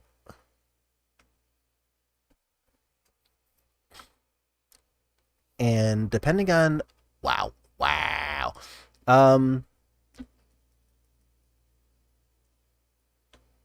Okay, so here I'm... Oh, they're targeting Rattle Chains. Okay, that's fine. You can have that. So let's see if their last card is a counterspell. If it is even Mystical Dispute, it's going to get to... Oh my fucking god, that's so strong for us. Woo! Trophy. So, opponent, have you hit garbage time yet? So, honestly, depending on whatever that last card was, I don't think it was true garbage time. Because, like, they could have played for Portable Hole, targeting my Selfless Spirit. And if somehow I just don't sacrifice it, then they can resolve their Doomscar relatively free. So, like, that was totally a thing that they had the ability to do. But hell yeah. So we got the 5-0, which was sick. And we got it across a pretty large field of decks, all of which they can't target it. Oh, duh, because it's hexproof. Duh, duh, duh. Yeah, you're right. You're right. Um, but yeah, overall, sweet stuff. So things I liked about this deck. I loved the Skyclave Apparitions. Um, the Cocos, when they were good, were pretty good. And obviously when they whiffed, they basically lost us the game. So like that's a thing that sucked. But I did like the Lofty Denials, and I don't think I would play more than the two that we did play. The Spectral Sailors, honestly, I think it's okay. Like, most of the reason I wanted to keep the Spectral Sailors in when you could have instead just played like +1 Selfless Spirit, +1 Lofty Denial, no Spectral Sailors, is because sacrificing a Spectral Sailor to Liliana of the Veil is still like super relevant. I think we need more counters into sideboard or bounce effects, and that's actually exactly where I'm going next though, because like I do, if I were to play this deck again, I understand that Empyrean Eagle is good and it gives your collected companies access to really powerful clocks. With that said, I am still the type of player who would play 2 Empyrean Eagles and 2 Brazen Bowers. Because we just dealt with a lot of stuff here that, honestly, in most of my lists, I just don't typically have to deal with. Like, we had to deal with Shark Typhoon token that stayed there for like 6 or 7 turns, holding out down our blockers and stuff. And it even got to attack our Planeswalker, and I'm just like, a single petty theft would have solved that problem pretty neatly. We had the extraction specialists were godlike. Like these things, holy shit, these were good. So like whichever player started to prioritize this being in the sideboards for Bant decks, wow, this card was amazing the entire time. This was just as good as I thought it was going to be, and yeah, like it almost single-handedly won that match against the blue-white control just now. Like, these were okay. Obviously it got killed versus the Greasefang deck, but like the Greasefang deck itself is one that we're okay against, so like that was cool. I think I would still change out like 2 of these for 2 Brazen Bowers. I would still leave in 2 of these so that we have 6 Lords for Coco purposes, but as it stands, yeah, that was a pretty good time. So that's going to be it for today, though. Like, we have been streaming for about 4 or 5 hours, and I am going to hang out with the lady now because it's almost 8 o'clock my time. So that's going to be a thing that happens here. Tomorrow, what we're going to do is I do want to find time to jump back on tomorrow. I might run this back with the changes I was talking about, and if so, then great, that's what'll happen. And I also don't hate the idea of playing any Legacy Merfolk might be tomorrow too. Isn't there a spirit that exiles all graveyards? That would be Remorse for Cleric, and it's only theirs. So you actually don't even have to sack your own graveyard. So maybe that even plays nicer with Extraction Specialist. I might try that too. -2 stroke for +2 dispute. I will give a maybe on that until I see this deck play against Mono Green. Granted, Mono Green is a pretty good matchup, but it's also the most popular matchup in the format. So it could be the fact that I could just still want access to the Disdainful Strokes. Dang, I missed the stream. That's okay. What up, unrelated account name?